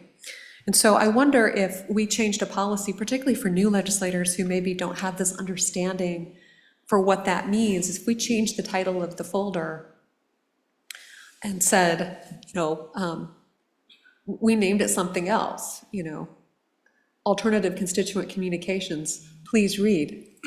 And, you know, and that way, those legislators who are struggling to find that folder know much more clearly what that is. And then we go through training to understand all of the ways in which we can receive communications, from notes from the hallway, to text messages, to phone calls, to snail mail here at the Capitol, to snail mail at our home addresses, to snail mail at our P.O. boxes, to our campaign emails, to Facebook, right, to all of the different ways that we receive communications from constituents, which is robust. Our availability to the public is robust. But I do wonder if how much of it is a training issue on our part, because the emails are coming through, right? It's just what folder they go into, whether we title that folder inbox, or if we title it inbox 2, please read, so that those maybe less experienced legislators know there are constituent communications there that you have an obligation to go look at. And whether or not you choose to respond is you as an elected official's responsibility, but they are there, and you have an obligation maybe to go check your mail. So just, you know, that seems very primitive, you know, or maybe too simplistic, but I do wonder if that's not the solution. And so it's just how that gets labeled. If that doesn't feel differently for the public, that it's going to a recipient, you know, to an inbox, that just has a name that's as equally as important than spam or junk, that feels maybe dismissive or not as respectful as the content of the communication. Your thoughts to that? Mr. Hill? Senator, it's certainly within your province to be making those policy determinations. I think I've stated my position today as to the advisability of the approach that we've suggested. There's many benefits to be achieved by what we're talking about. I believe that your training exercise is highly meritorious, necessary. I think that there's been an absence of the training previously, and that seems to be on its way to being corrected. But I think that for the reasons I've already talked about, and I understand that you're making the record and you'd like me to endorse a piece of it, but I think that the fact is that there should be safeguards. And I think that unless you do a form of this legislation, we're going to be left without those safeguards. And Senator Beitman has reminded us how much time has been spent on this. And so I do wonder, given all that attention devoted to the issue and how many hours have been devoted to it, that we come to the place where security was reviewed, needs to be addressed. Yes, understand. But then I think that what I heard this morning was, well, we've got a desire to make sure that we're getting these constituent emails and that is happening. So let's come up with a process. We want a process. We've been an advocate of that since the beginning. We remain steadfast on that, and I'm burning up time, and you could be at lunch. So I know I am using up valuable time here. I'm just saying, for the reasons already stated, I believe that a process is important. And by the way, I would say, lawyers are big on process. Mr. Chairman, thank you. We are big on process, and so I'm very concerned about the process that has taken place to this point, because what was presented to me for review today is a bill draft that is, as you've indicated and testified to, not prepared for prime time. And so despite the significant amount of taxpayer money devoted to this issue, it's not ready. And in fact, if we were to pass the bill, would harm the taxpayer. And that's a fact. So additional work needs to be done. My day is committed to this topic, and I look forward to sitting here and continuing to work it for solutions. And because there's really only, we receive bulk emails from dozens and dozens of organizations and have for years and years. This is the first time ever that this issue has, that there's been this level of misinformation about it that has been levied against a number of LSO and legislators that has brought it to this concern, which is unfair, and I think you understand that. And I am curious, you indicated that you would provide an opportunity for Senator Beitman to talk with some of your clients about the issue. I would welcome that as well, and know that your director, who I don't think you've named, Mr. Guido, John Guido, is he still your executive director? Sure, your client yes. you're representing? Right. Have you met him live? Oh, of course. Good. Can I meet him live? I don't know what live means, but you mean person to person. I can't commit for him, but I can certainly set up a video chat or a phone call, whatever you want. But yes, absolutely. I'd like to shake his hand. True. We had a legislator yesterday wanting to talk to Honor Wyoming about an issue, and it stopped me in the hallway yesterday, and I relayed that information, and I know that that legislator has been contacted by Mr. Guido himself. I'm quite certain that most of you have talked at some point in time with Mr. Guido, extremely sharp man, a very intelligent person, and very committed to and the same offer extends to you, Senator. Absolutely. He would be delighted to speak with you. So, yes. No, all right. And so, all consternation aside, I would love to see a sensible bill come out of this process, something that could be placed in law that can be, have assurances given to the highest form of political speech. And I think it's meritorious of that. That's where we are. I know you have a list of other questions. Mr. Chairman, I don't. I'm challenged with the pragmatic reality of the situation, but I am confident we will have a bill draft to be used for political purposes in our futures. So I appreciate the effort. Mr. Chairman, I can't, I don't think that's right, but Senator Nethercott, I think that it's not so difficult as what it may appear at the moment to be. I think that that draft that you have in front of you, if it were revised to say that a private list will be kept by LSO, that LSO will respond in a timely way, the number of days is defined. And if you struck the provision about management council making these decisions and left it to LSO to vet these concerns, you've got a bill. I think that bill, I think the controversy has been taken out of that bill. It's workable, and we could move forward on it. And the citizens could be given the assurances that there's a process. So I don't think it's as difficult as what some might fear. Mr. Vice President? Thank you, Mr. President. So, Mr. Hill, clearly changes need to be made to the bill with your understanding then, right, of what would be acceptable to you, correct? Mr. Chairman, Senator Salazar, I always hesitate to say what would be acceptable to us because we're one voice.